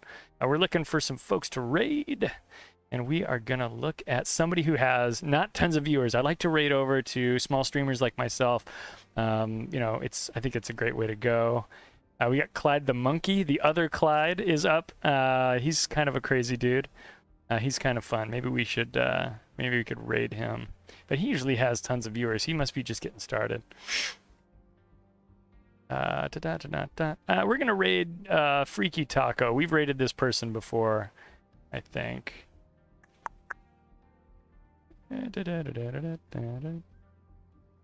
Relaxed short stream. Who should we raid? That's right. I'm ready to be intense and socially awkward. That's good. Yeah, don't make anybody uncomfortable. Clyde sent you. Clyde sent me. He wants me to pick up the insurance money, you know. No. We're going to be cool. Yeah, let's raid over to Freaky Taco. Let's do that. So, hey guys, again, thank you so much for being here. Check me out on YouTube. Just search for Clyde Plays World of Warships. Follow me on Twitter at Clyde Plays Games. Come back, subscribe here on Twitch if you don't already do that. You know, come just throw the subscription. What's the problem? We play this game on Tuesdays and on Saturdays. We would love to have you come back and hang out with us again. We love having good conversations and chat about ships, tactics, strategies, whatever. So anyway, I'm going to raid us over to Freaky Taco. I think this is a pretty nice person. We'll find out. Like I said, go over there, be nice, and say, tell him Clyde sent you. So here we go. Raiding Freaky Taco. All right, we're going to raid in 8 seconds. 3 seconds, 2 seconds, 1 second. Here we go, folks. Let's go.